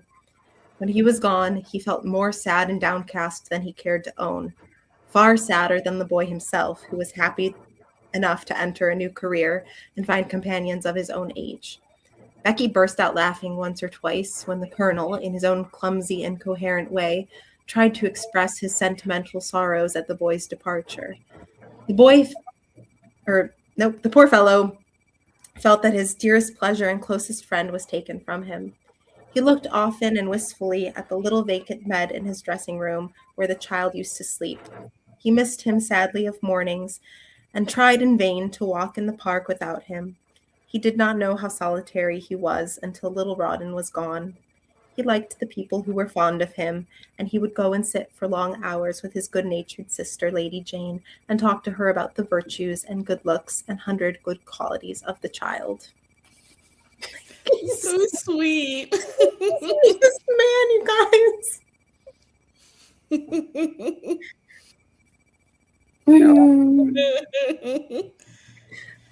Market for the classies. When I absolutely talk about Rawdon, think about this passage. Yeah. Here is a Julia quote for sure. Ooh. It's talking about, let's see, I think it's talking about little Rawdon. Yeah. Mother is the name for God in the lips and hearts of little children, and here was one who was worshiping a stone. It's talking about how like he loves his mom so much, and she's like, "Who's that?" Like, it is amazing. Yeah. Yeah. I think I have. Ooh, oh my God. Okay, wait. This paragraph at the end, I forgot about this, is so good. At the end of the scene where Rawdon and Becky have their confrontation after he gets out of like the debtor's prison. And like her little French maid is like, "Mon Dieu, madame, what has happened?" She asked. What had happened? Was she guilty or not? She said not, but she could not tell what was the truth which came from those lips, or if that corrupt heart was in this case pure. All her lies and her schemes, all her selfishness and her wiles, all her wit and genius had come to this bankruptcy. The woman closed the curtains, and with some entreaty and show of kindness, persuaded her mistress to lie down on the bed. Then she went below and gathered up the trinkets, which had been lying on the floor since Rebecca dropped them there at her husband's orders, and Lord Stein went away. Just like that kind of ambiguity of it all. Mm-hmm. Yeah. Yeah, it is kind of like inviting the reader to be like, well, what do you think? Like, do you think she did it? Yeah.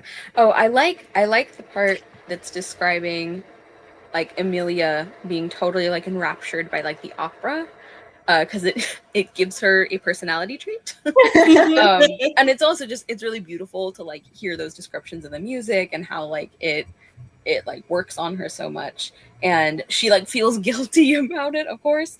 So she asks the major, she asks Dobbin, like if it was like whether it was not wicked to feel so much delight as that with which Vidrai Carino and Bati Bati filled her gentle little bosom. But the major, whom she consulted upon this head as her theological adviser, and who himself had a pious and reverent soul, said that for his part, every beauty of art or nature made him thankful as well as happy, and that the pleasure to be had in listening to fine music, as in looking at the stars in the sky, or at a beautiful landscape or picture, was a benefit for which we might thank heaven as sincerely as for any other worldly blessing.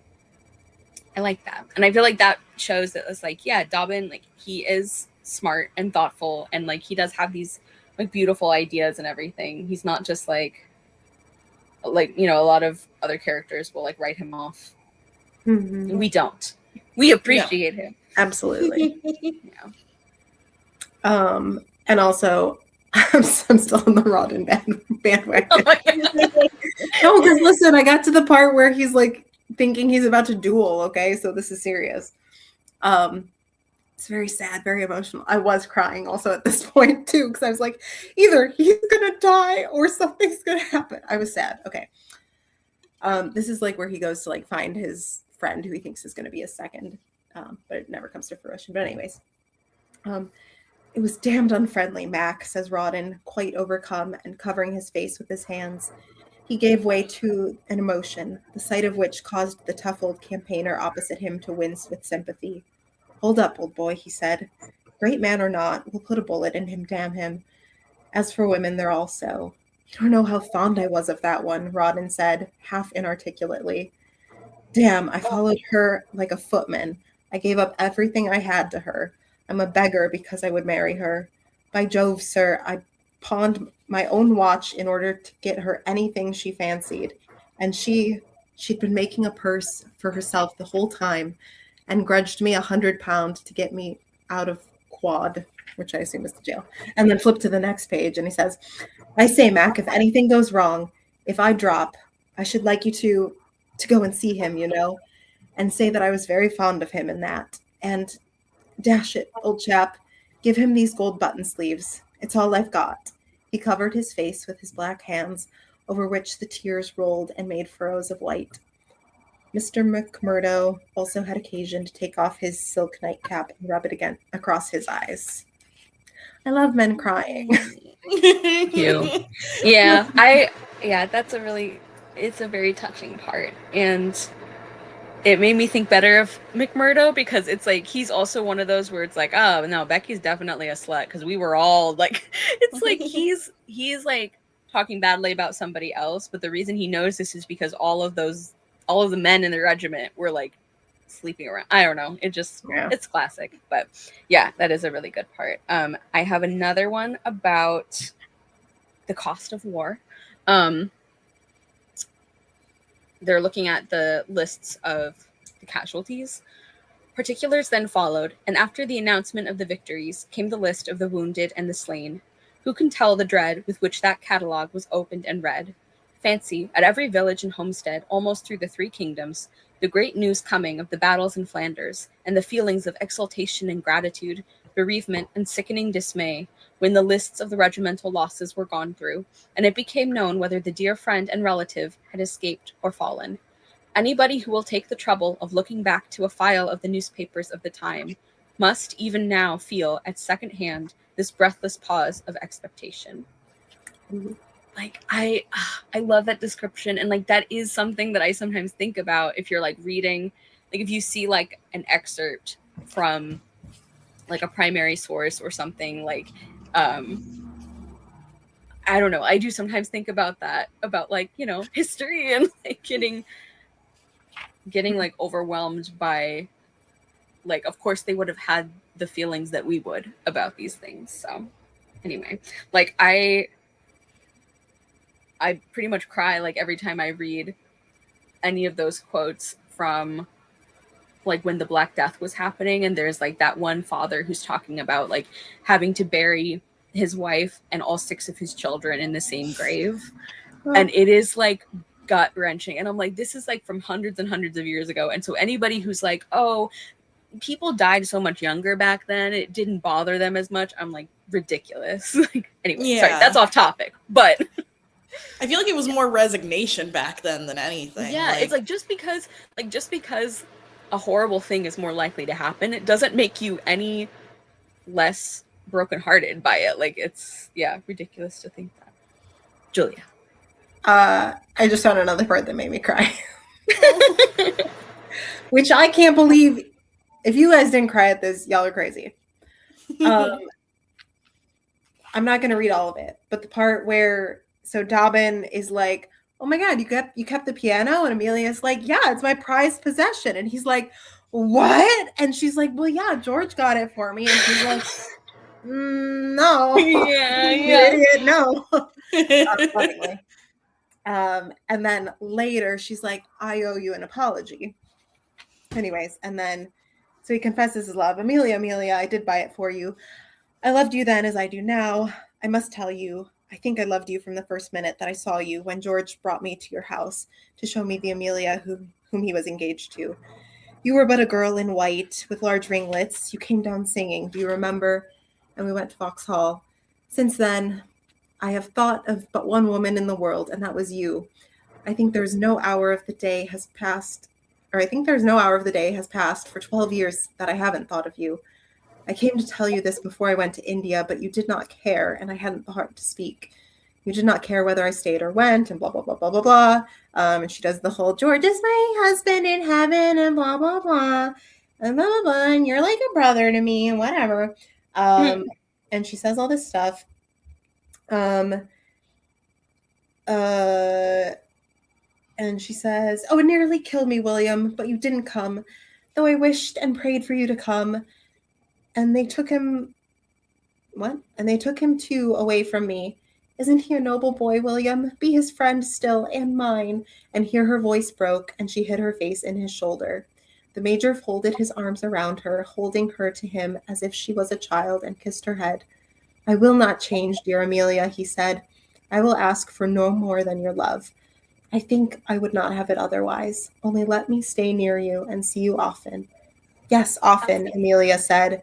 And so William was at liberty to look and long as the poor boy at school who has no money may sigh after the contents of the tart woman's tray.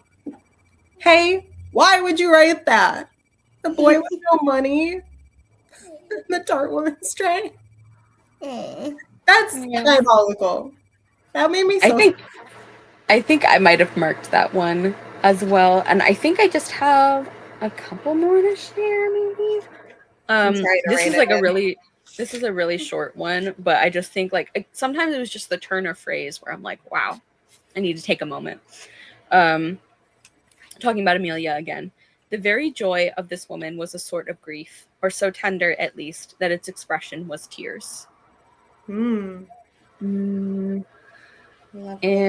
I think the other one, where is it? I underlined the phrase "particularly spicy dispatch," and I just said, "Me." I know. I thought of that too. I was like, spicy little dispatch in the morning. Yeah. Let's see.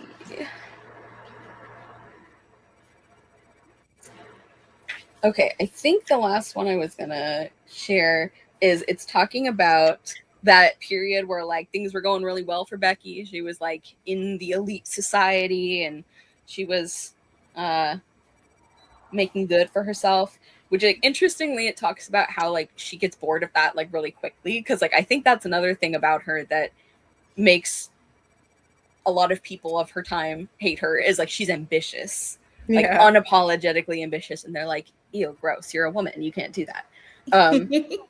But I just thought this part from the narrator was very funny. "We must be brief in descanting upon this part of her career, as I cannot describe the mysteries of Freemasonry, although I have a shrewd idea that it is a humbug. So an uninitiated man cannot take upon himself to portray the great world accurately, and had best keep his opinions to himself, whatever they are."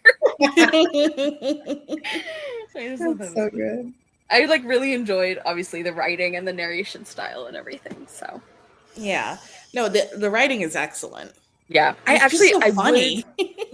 I would be really interested to read other things by him. I just hope like less long. It did not need to be that long, and I think that some of the issues that I had with the book would not have stood out as much if the book were not so long. like a good 300 pages less. Yes.